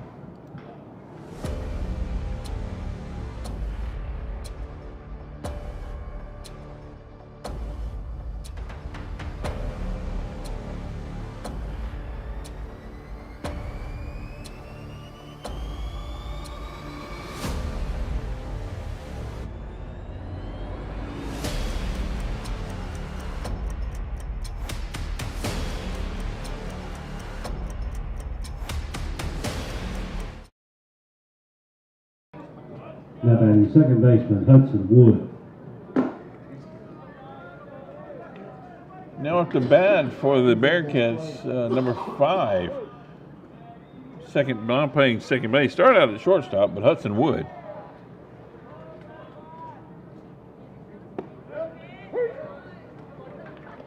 Mitchell's first pitch, right where he needed to be in the strike zone.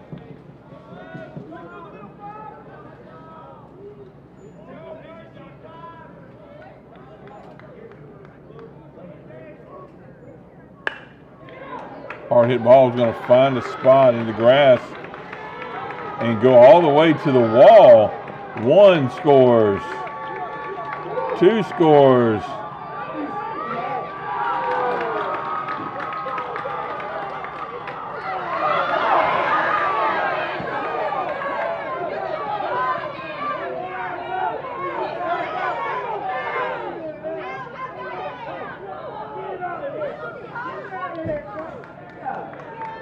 A little extra activity at the play on third. The base runner pushes off on Taylor over there, and Taylor turns to him and then turns away and walks away from it, and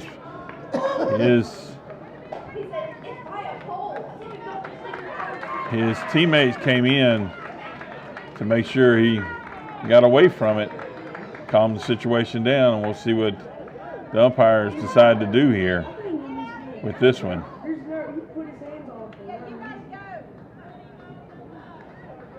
2 runs did score for the Bearcats in that one as they're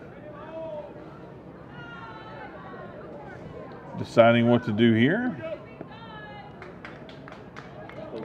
And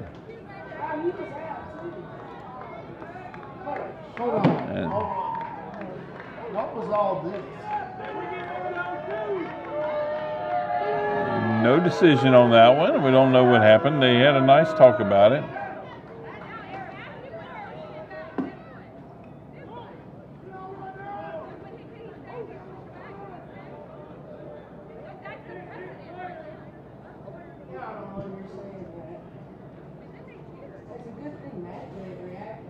Well, yeah, because I've got a feeling you think I want to kill him. It's a big boy. Oh, that ain't on the mic. That's a big dude, man.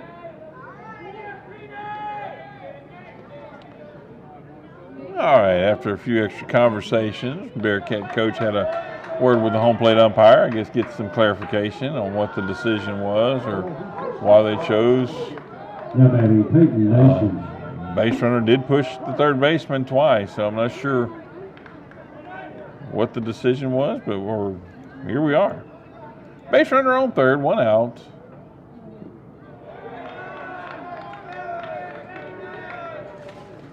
The bat now is Nation, who's came in as pitching relief for the Bearcats.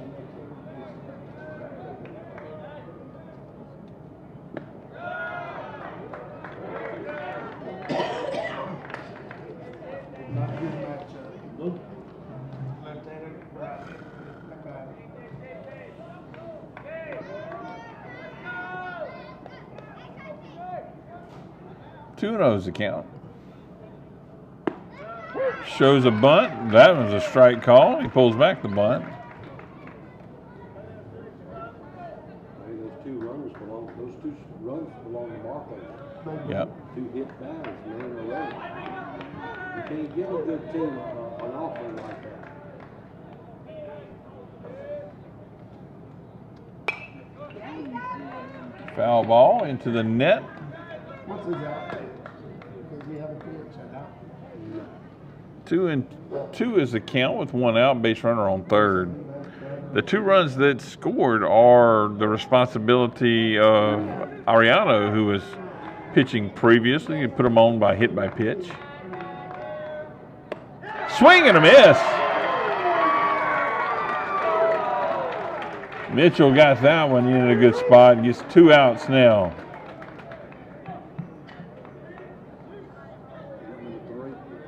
Yes, that's number 3, Freeman, up to bat for the Bearcats. Batting third baseman, Kendi Freeman.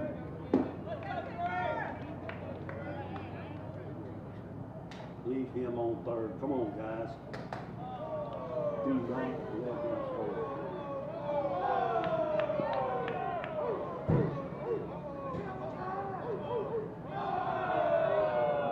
Catcher calling for the pitch. Nice pitch there by Mitchell. Straight over the top.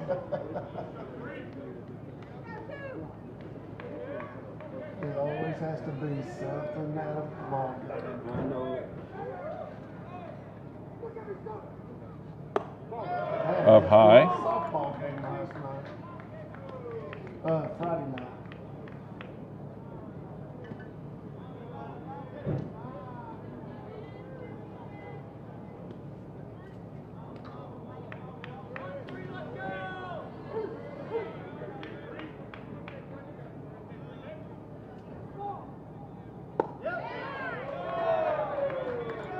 Come on, kid. Don't let this guy score.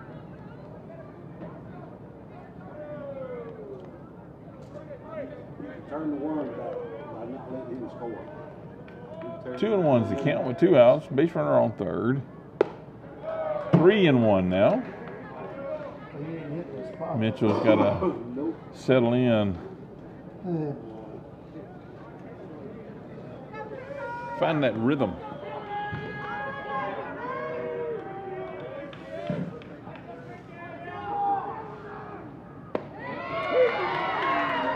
Nice inside strike.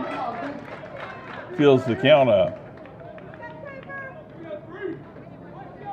And umpire watch it there. I'd come again, Dan. I'd come again one more time right in there. Hooks that one over. Makes the grab. Does Perry out there in right field to end the inning in the threat of seizing the lead, but they do tie it up. The Bearcats do from Ruston. So we'll be back in a few moments for the bottom of the 5th. You're watching TSPN.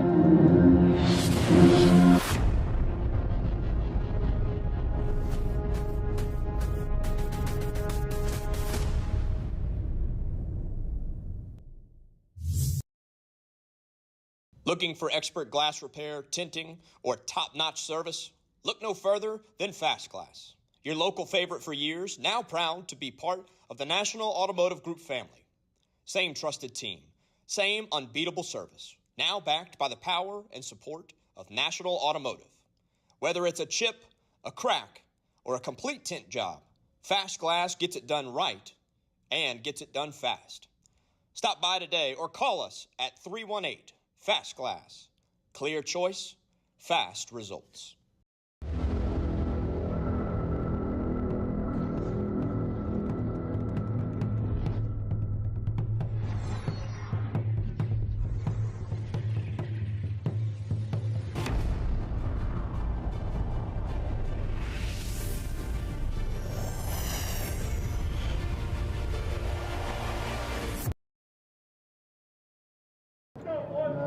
Yes, this is somebody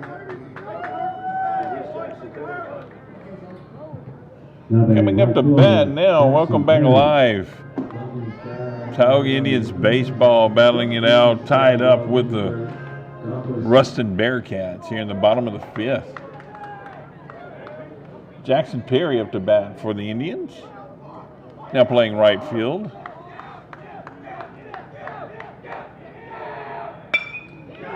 Pokes that one over the shortstop's head.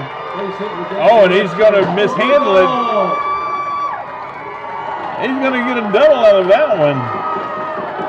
Way to start this bottom of the 5th up. Baby, had a kid. can't butt. You don't want him butt. No, he's not butt. You got a kid in scoring position, nobody swing away. Now batting first Indians have baseman, found themselves in a Hayden great Coughlin. spot here. Caden Coughlin, number 24, first baseman for the Indians, up to bat. We traded places. Base runner in scoring position. We're trading places. Way outside. Perry easily over to third, turns the corner just a little bit to see if he had any opportunity to take home, but coach says, no, wait your turn, wait your turn. You're not as fast as you think you are going down 93. See, you're halfway.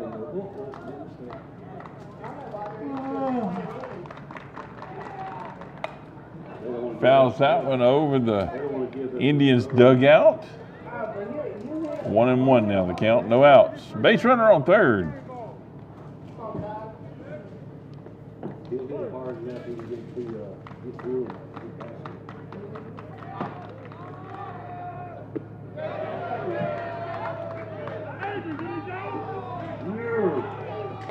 Two and 1 is the count after the appeal down first base. Them in, and those guys are still playing D. Infield in on the green turf, the grassy, if you will. And outfield at mid depth, if you will. Not all the way back, but definitely deep. 3-1 is the count. And a Coughlin. Oh, goodness. And inside and high was that one. Called a strike. Okay. Almost in.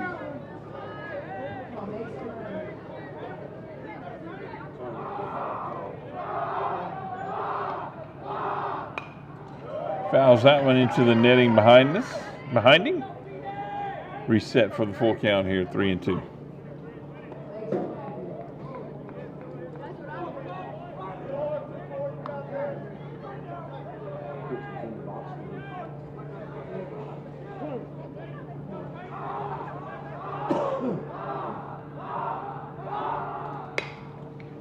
I was outside, but it makes contact and sends it out of play. Over by the Indians clubhouse, if you will.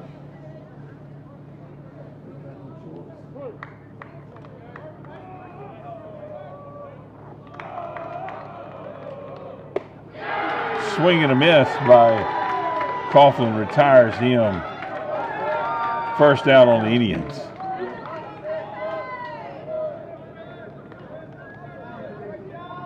Now batting pitcher Cooper Mitchell. Cooper Mitchell, the pitcher for the Indians, up to bat. Left-handed batter also.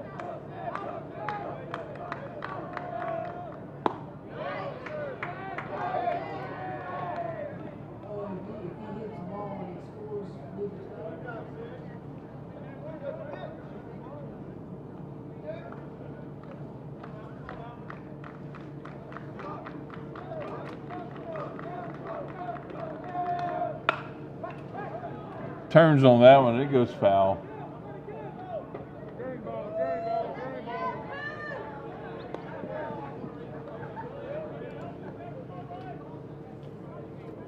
Down into that corner of the field.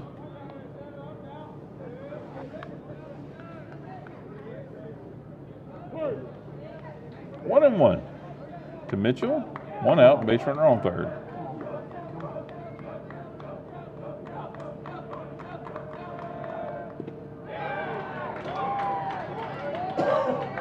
Ball would have been down low there, ball, but his swings have cut at it. 1 and 2.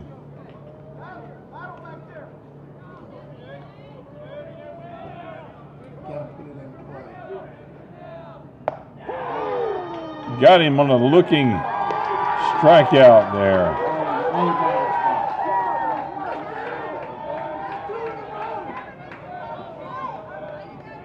Nailed the bat, number 8. Peyton Ferguson, left fielder. Patton Ferguson.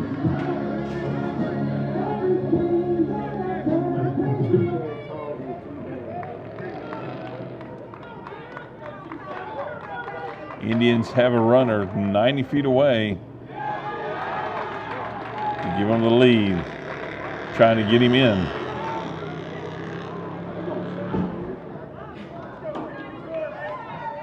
Holding the muffin. Are you serious? We had a runner on. Fouls that one over the right field or first base dugout here over the Indians. Come on. Way outside. 1 and 2.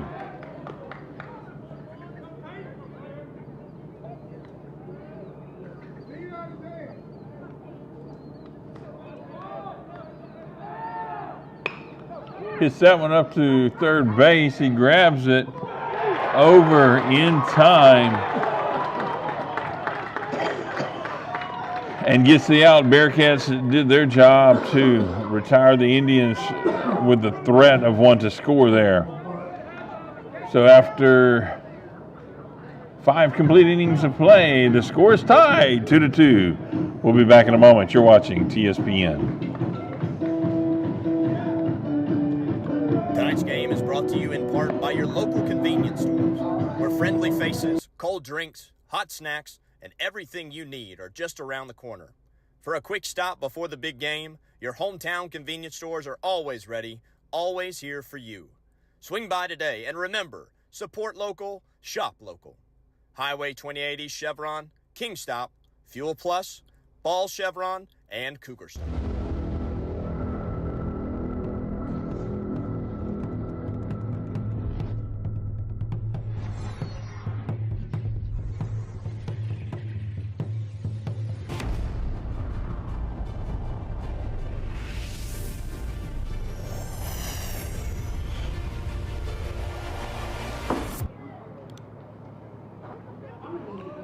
We are back live, top of the 6th inning. You're watching TSPN, home of the Indians baseball. Jackson Burrow for the Bearcats up to bat now.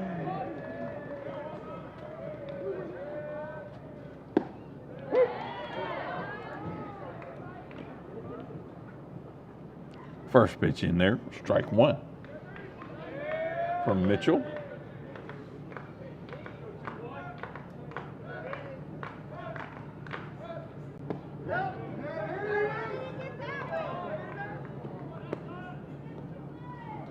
Inside, ball 1.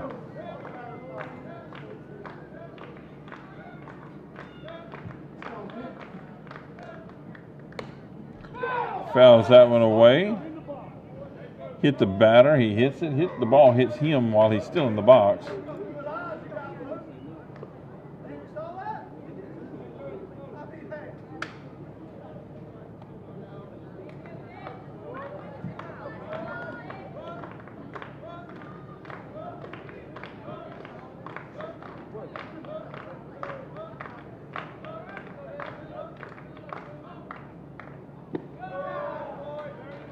Outside there, 2-2 is the count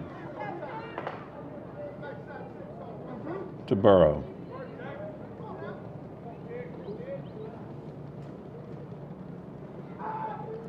Mitchell fires one in there, and this pops up. Cloud hurries over and makes the grab behind third base to get the first out here in the top of the sixth.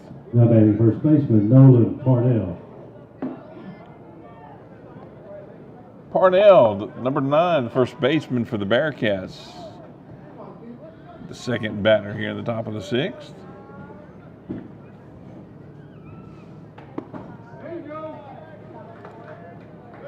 With a 2-0. You see what 2 hit does to?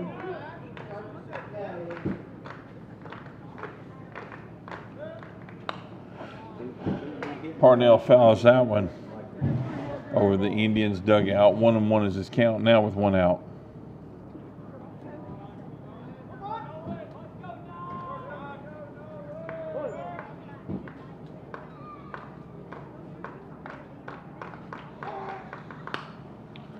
That was going to go foul as well, and that's going to give Parnell a 1-2 count.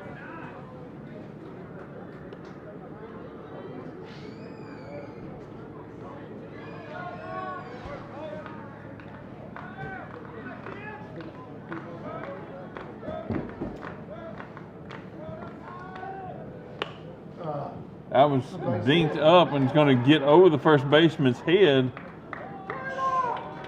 right off the handle of it. That was definitely not a planned hit, but it worked. Now batting shortstop Parnell Dylan Williams. on first. It's as good as a hit way out there.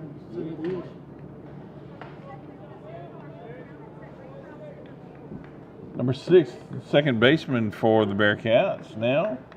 Williams up to bat. 1 out.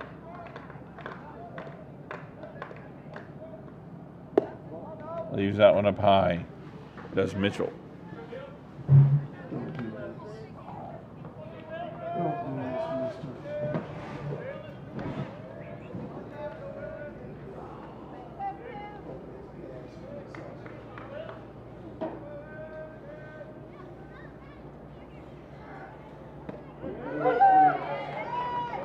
Good pitch there by Mitchell. Brings the count to 1-1.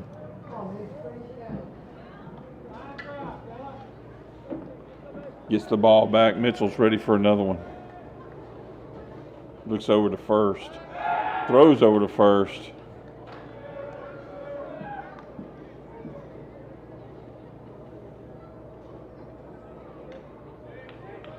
Mitchell stands at the ready on the mound, waiting.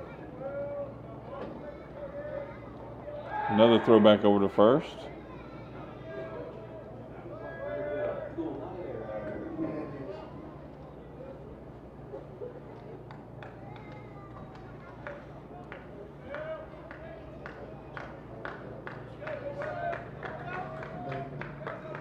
Williams in the bat for the Bearcats.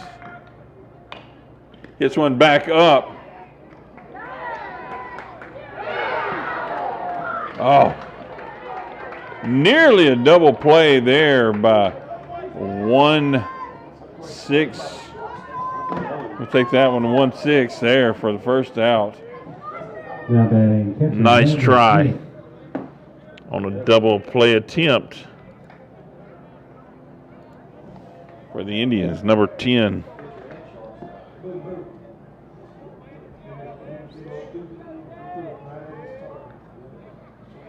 Smith, the catcher for the Bearcats, up to bat. High and outside, ball one.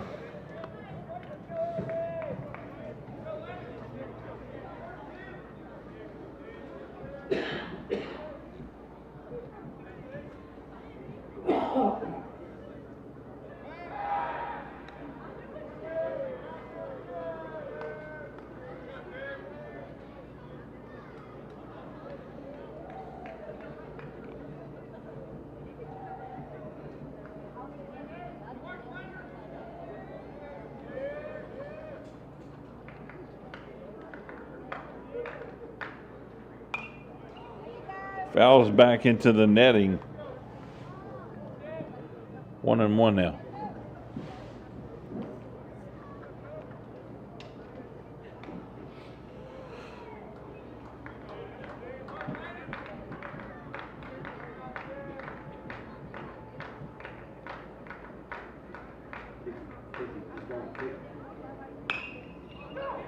Out to right field. Perry is running over, and it's going to be foul. Gets over to that bullpen area they have.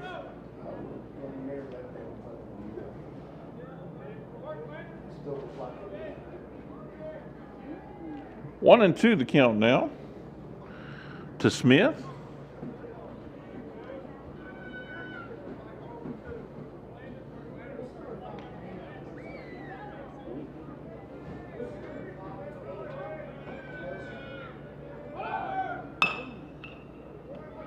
Ball up to the pitcher, over to first base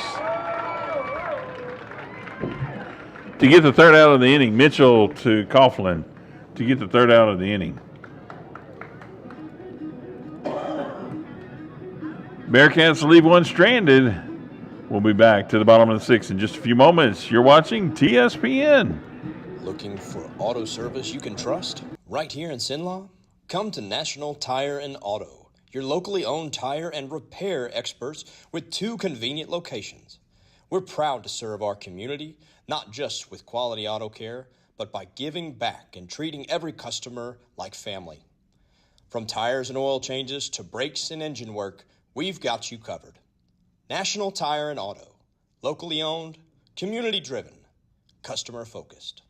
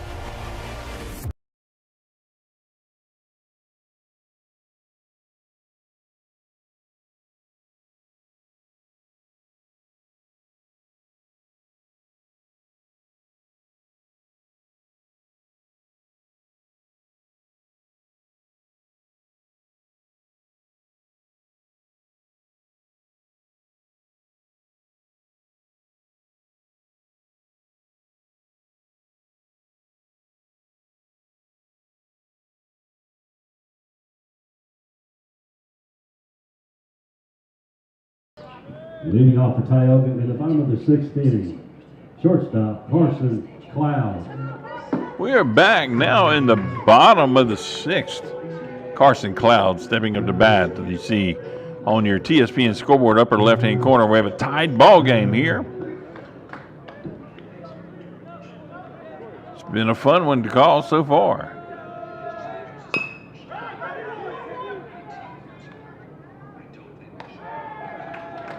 Cloud hesitant for a moment to come out of the box. Guess he wasn't sure. Designated hitter Tyler Hall. Throw over to first in time to get Cloud out, but now stepping up is number 19, Tyler Hall, left-handed batter for the Indians, DH.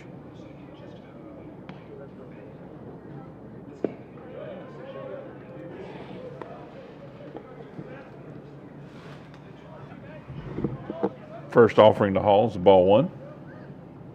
Oh, that's second offering to Ball was right there on the right thigh, just above the knee. That puts Hall on first with a hit by pitch. Coach Knuckles coming in to get a pinch runner for Hall.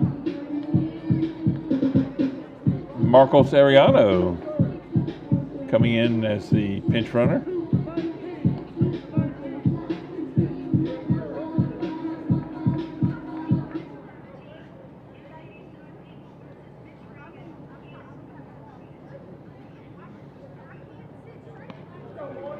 Christian Niles, the center fielder for the Indians, number 1, stepping up to bat.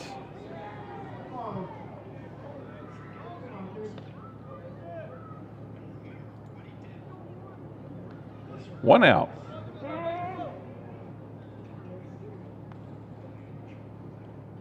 Time called. Bearcats coach coming out, having a chat with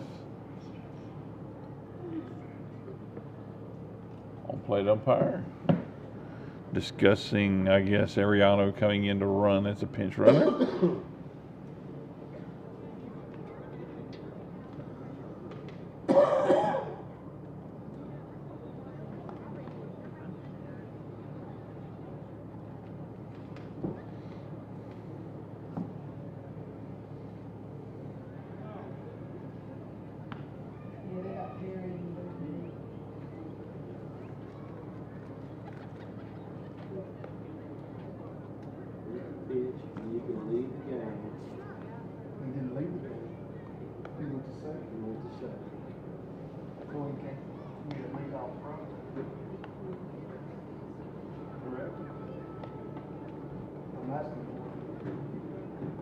If he's an active player, he can't. Right. He can't do As you can see there on the left-hand side of your screen, Coach Knuckles and Bearcats coach are having a chat with the home plate umpire about the availability of Ariano running.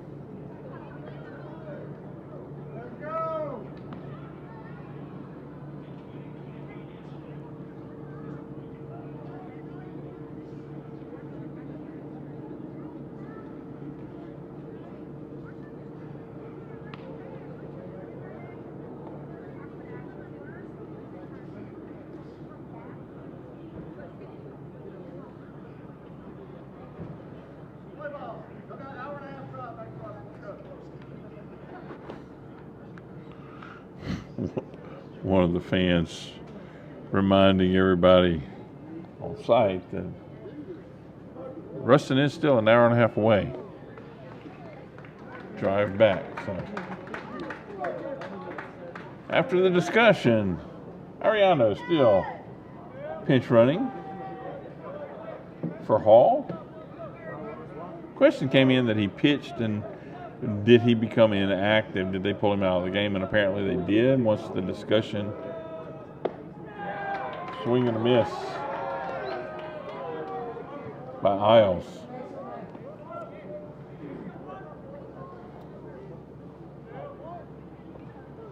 Nation's a left-handed pitcher for the Bearcats.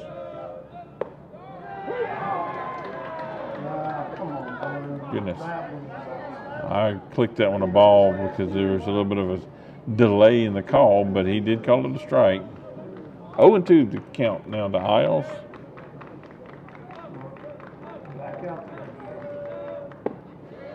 Down and away, rolls out of the catcher's glove.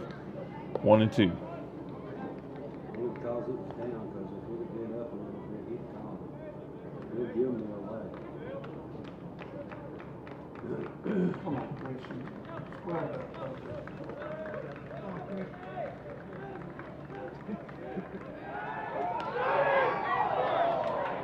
Nice throwback to first, but Ariano gets back in time before the tag. Good move by the pitcher. I'll have to give him that. Quick.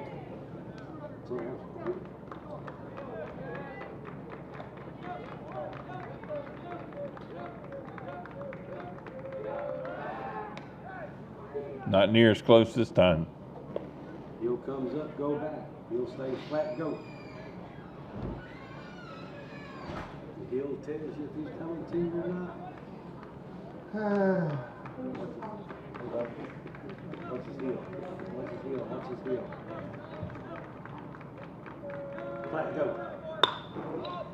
High hit ball going out towards center fielder. Center fielder running over, loses his hat.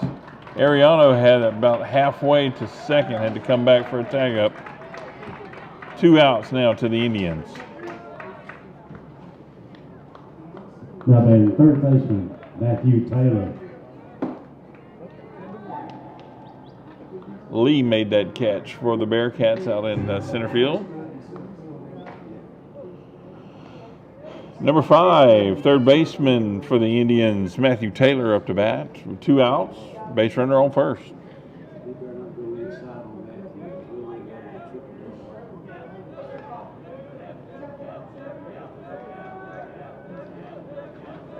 Just don't talk while I'm on the mic. Also remember, you got a live broadcast. Throw back to first, not in time. Ariano gets back.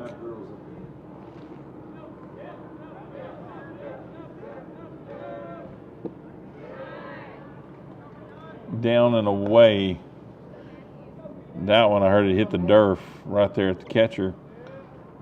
1-0. Nice quick throw back there.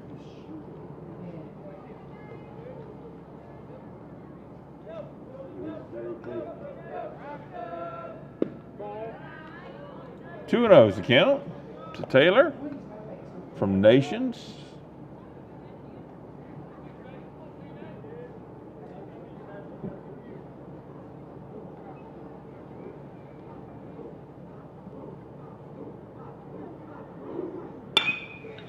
Hard hit ball going over to shortstop. Foot off the bag. Taylor gets to first. Ariano on second. Good call there.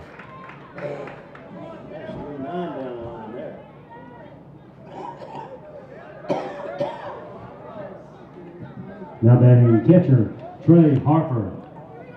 Back to the top of the lineup. Number 14, the catcher for the Indians, Trey Harper. 2 outs, 2 men on.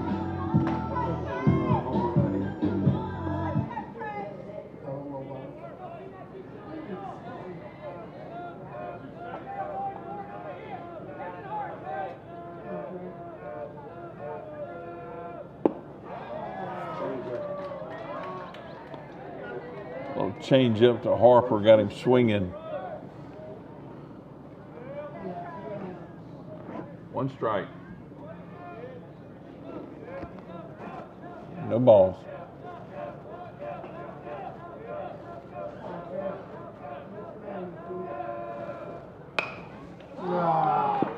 Pop up. Second baseman calling everybody off. And he makes the grab. Retires a side for the Indians, leaving 2 on. We're coming back for the top of the 7th with a tie ball game. We'll be back in a moment. You're watching TSPN.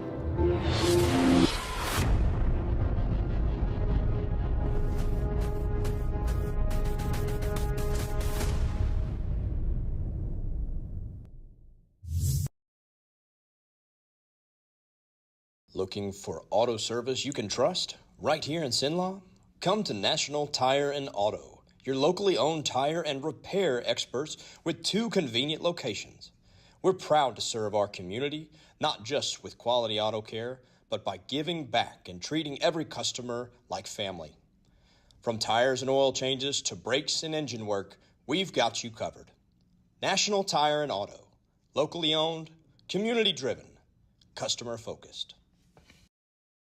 At Woodman Life, we believe in standing strong for our communities because together we can build a brighter future. From supporting local schools with resources and scholarships to sponsoring programs that give children the tools they need to succeed, Woodman Life is proud to invest in the next generation.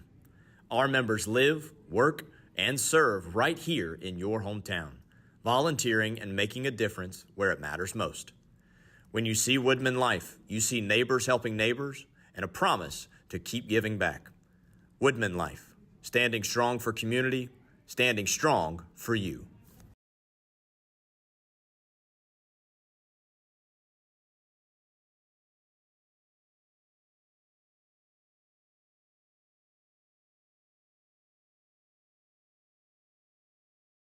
Now pitching for Tioga, number 4, Jackson Perry. Welcome back to the War 10 Sports Complex, home of the Tioga Indians baseball. You just heard the announcement. Jackson Perry comes in to pitch here in the top of the 7th. Top of the lineup for the Bearcats, Jackson Lee, center fielder.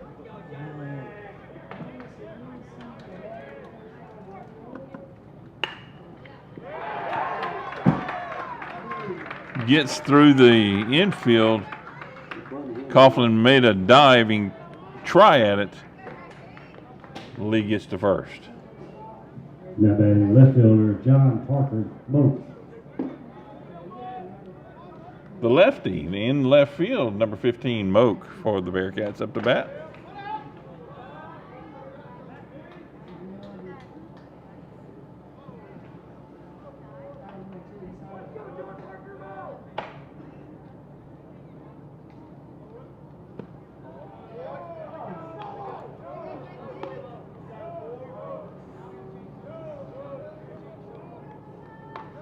First pitch in there by Perry looks like it might have been low for ball.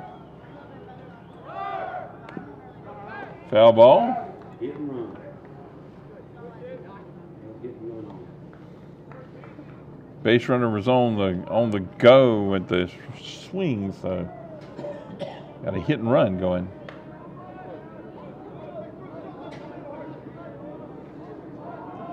See your butt here.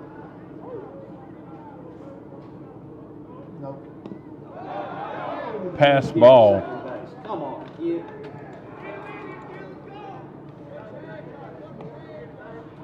Conventional double play is out. 2-1 now the count to Moak from Perry.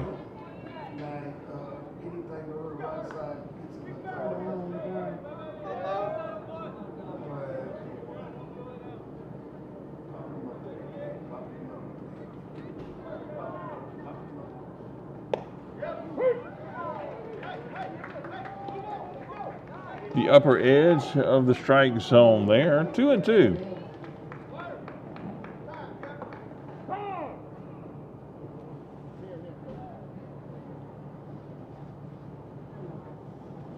Coach calls timeout to have a word with Moak, his batter.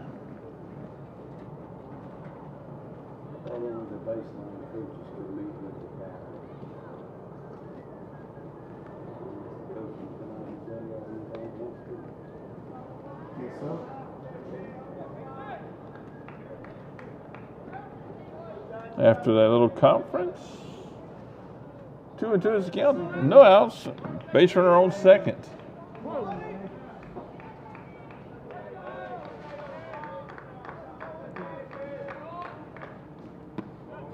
Perry, kind of a sidearm thrower. That one just inside the other batter's box. This time was a ball.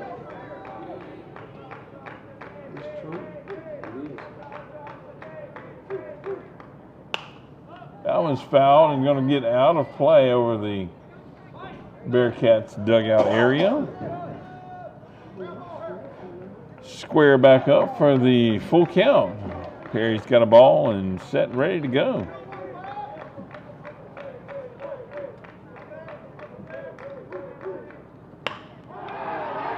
Just over the head of Cloud. Picked up by Ferguson, gets that ball in. Base runners now at the corners for the Bearcats. No outs. Here in the top of the 7th.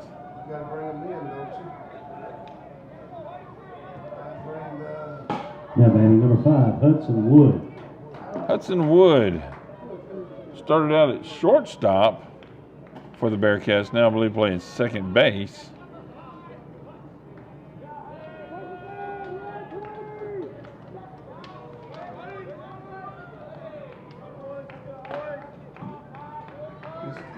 He's the one that had a triple.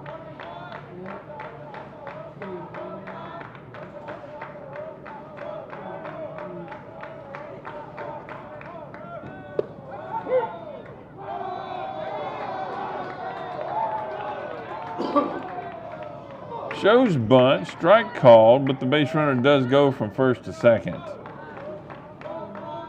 Design play by the Bearcats.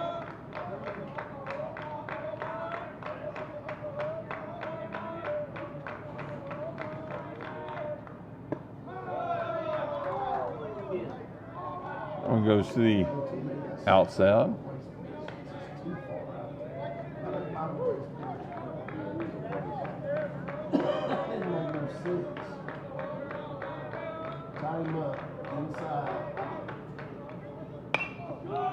High hit ball. Cloud calling for it. Makes the catch. 1 out.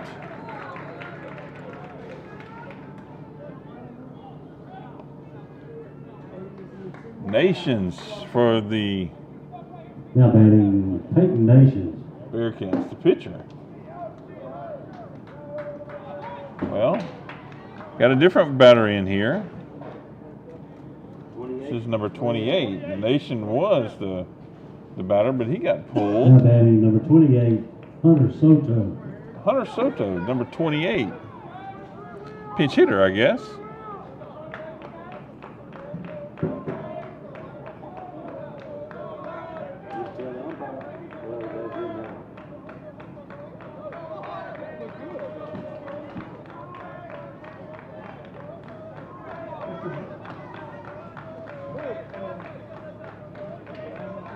Why would you not just put him on?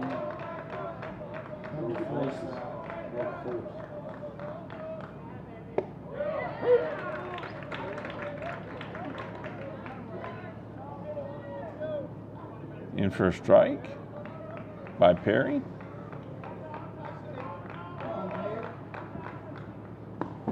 That one's outside. 1-1.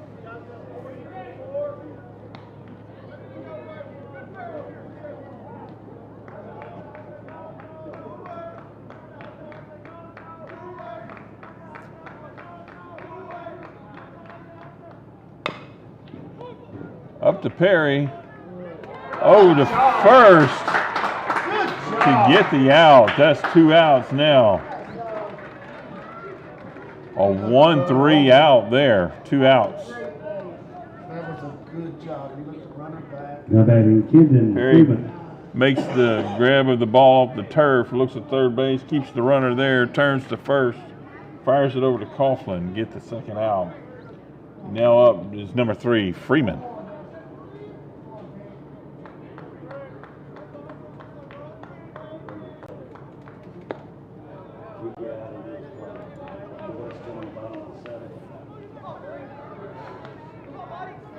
One and 0.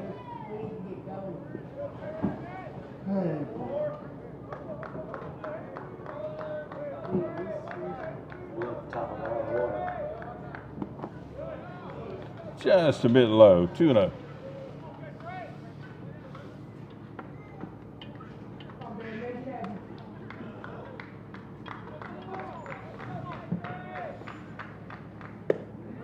Just outside. 3-0 now. Put it on, guys. Just say ball. Don't throw. Don't pitch. Just put it on. 3-0. Load the bases.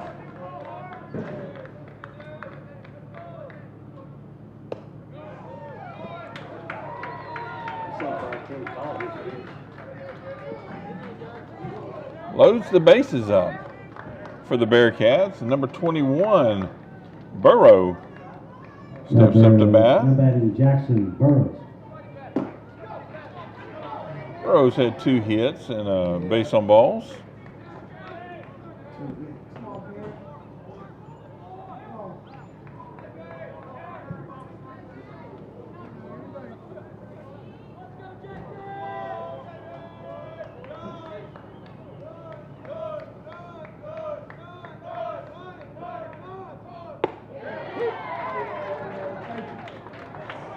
Perry fires that one in there for a strike.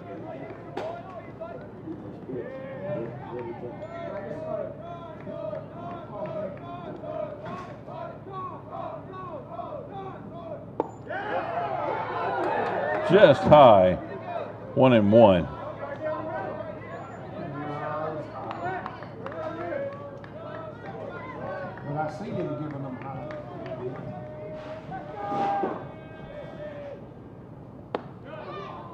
just in the other batter's box there. 2-1.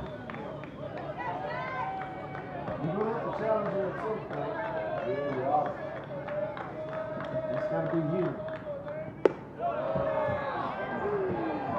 Just outside of the strike zone. That is not missing by much. 3-1 now from Perry.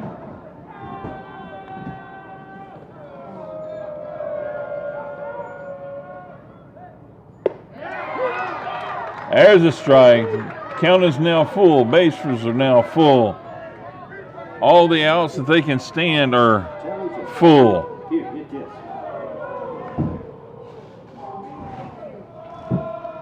Spot to be in here. The Indians want to end it right here, and just outside walks a batter and a run for the Bearcats. Bearcats take the lead here in the top of the 7th, 3-2. Now batting Nolan Parnell. Now batting for the Bearcats, number 9, Parnell, who plays first base.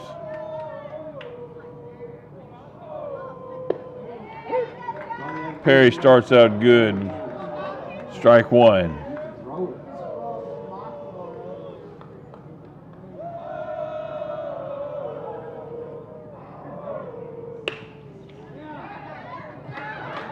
Lays on the ball, stops the ball, but doesn't stop the runs. Another run for the Bearcats. Bases are still loaded. Bearcats have a 4-2 lead now in the top of the 7th. Williams up to bat now for the Bearcats, second baseman. Pinch runner coming in for Burrow.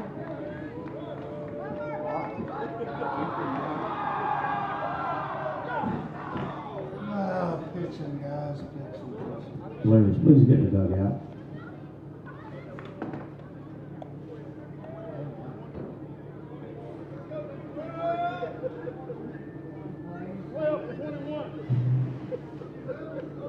$12 in for 21. Get those players in the dugout.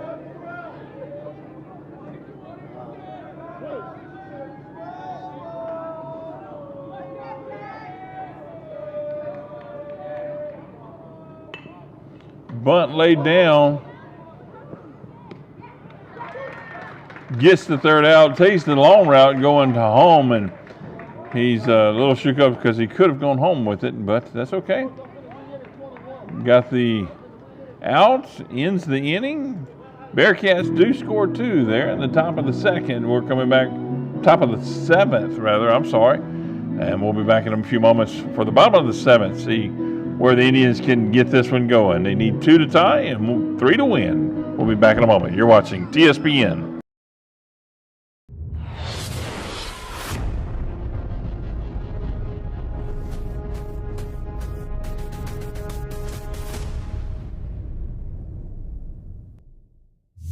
When other dealers judge your past, National Autoplex is here to drive you into your future. We're Sinlaw's only no-credit check lease-to-own dealer, where bankruptcy, bad credit, or no credit is no problem. At National Autoplex, we believe in second chances and fresh starts. If you've got income, you've got options. Come see why more drivers are choosing National Autoplex, where you're more than a credit score. Visit us today or apply online at nationalautoplexandtire.com. National Autoplex. Your ride, your future, your way.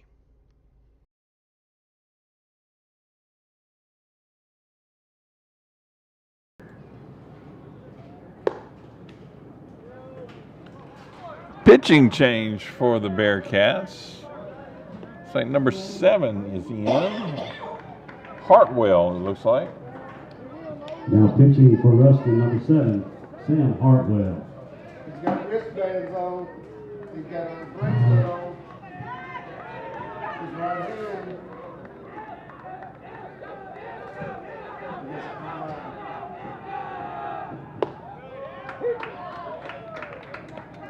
Hey, Blue's got a wristband on his right hand.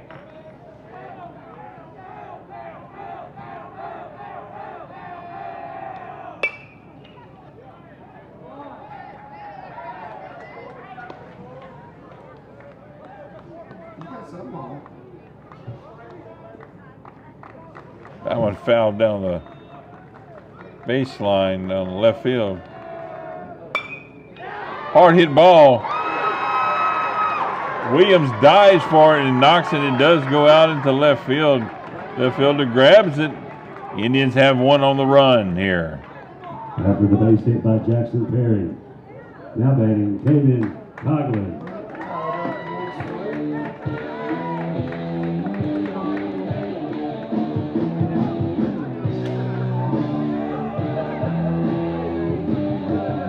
Number 24, Peyton Coughlin.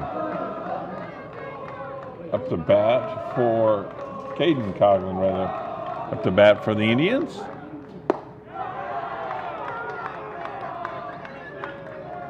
One and 0.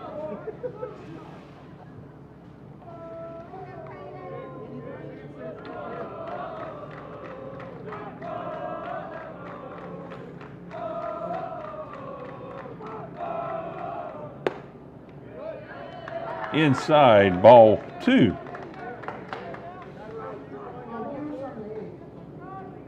Well, he's about 2. It's got to come right about now.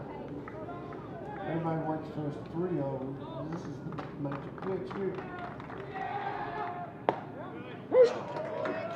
He didn't have to take on him, but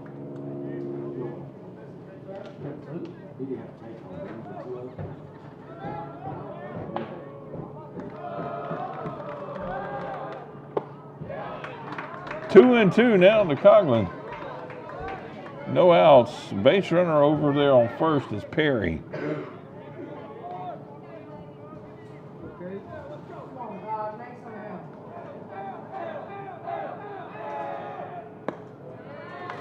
Coughlin watches that one tail off and go.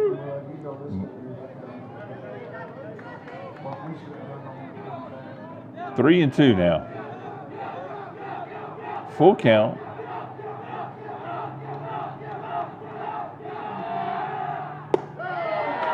Inside. That's going to put Coughlin on first. Perry over to second.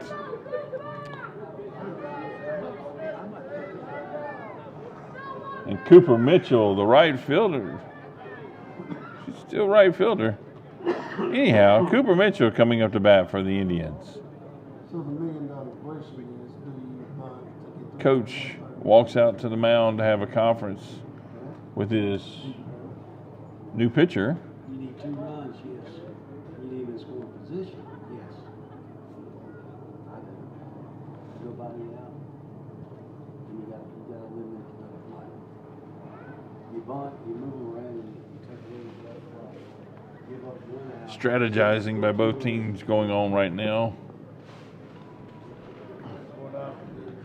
Tying run is on the base at first. Winning run is at the plate for the Indians.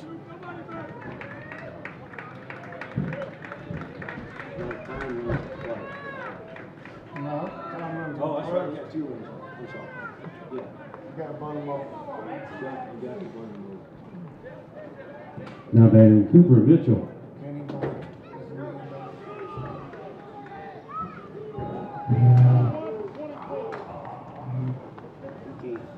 You can. It's a sack. It's not a drag bunt, it's a sack.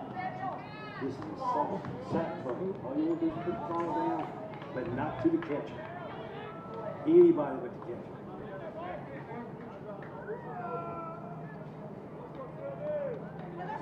Second base runner's got to get a good secondary lead.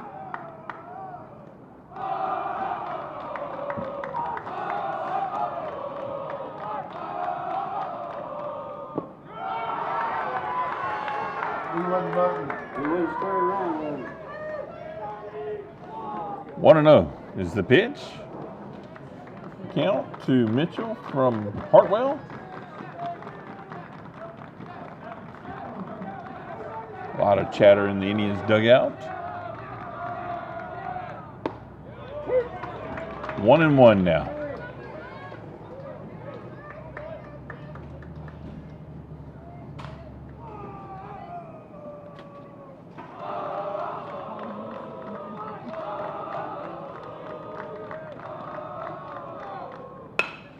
Hard hit ball. Can't find it.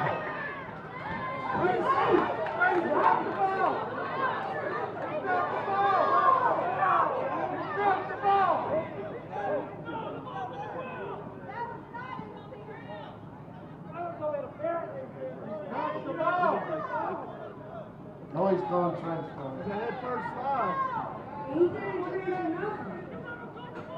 Ball hit the turf, but they're calling. He wants the runner at first out because he's saying the guy slid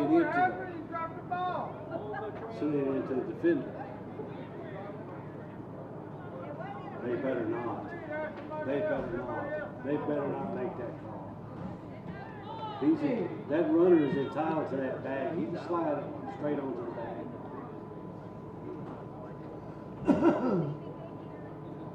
He didn't slide over where he was supposed to. Nope. Home plate umpire did not see a call.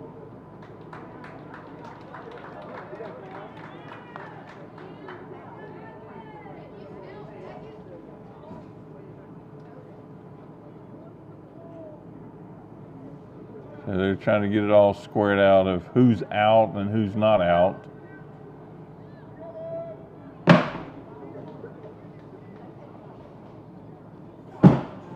There's no way. Should have bunted him. Should have bunted him. That way we'd have number second, Yeah, the third, ball still was the first. place to go. Now double play still in there. We got one out. On the transfer, he didn't even hold the ball on the.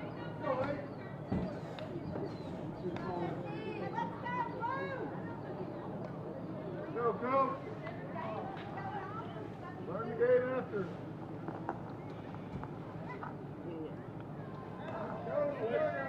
On that. All right, so 1 out.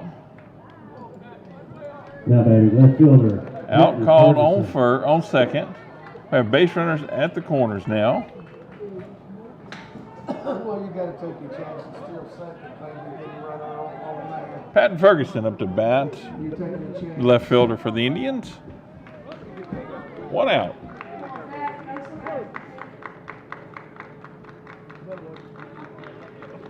Coaches realize that every run counts here.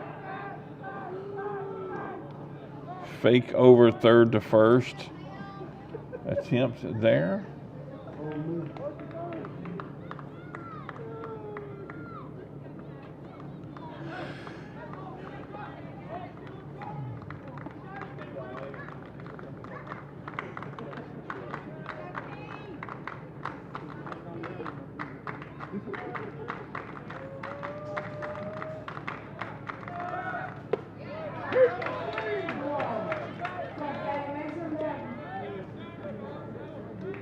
First pitch into Ferguson to strike.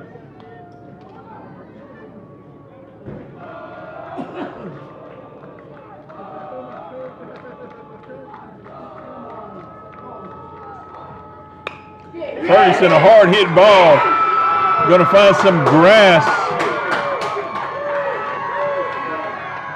No! Why did he do that? Why did he do that? Why did he go to second? Indians score 1 but gets tagged out. Runner gets tagged out at second. Trying to get an extra base.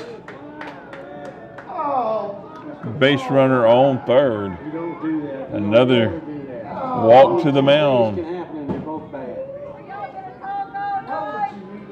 by the Bearcats coach.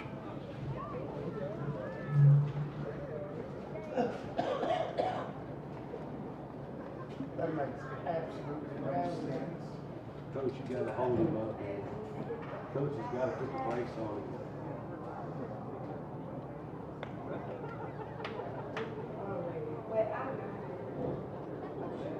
You can't make that out. Can't make that out. Bearcats coach out on the mound talking with his troops, his infielders, making sure they understand where they're at and what they need to do. Coach Knuckles over here having a conversation with his base runner and his batter and on-deck batter, giving them some instruction, making sure they know where they're at and what they need to do. Now to bat, number 3, Carson Cloud for the Indians. Now batting shortstop, Carson Cloud.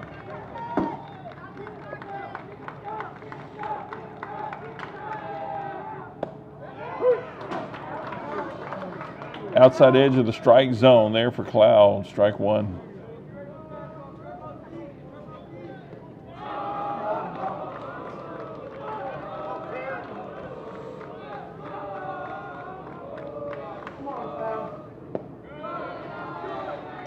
Down low, 1-1. Wow. Oh, that was so good. Tying run for the Indians is on third.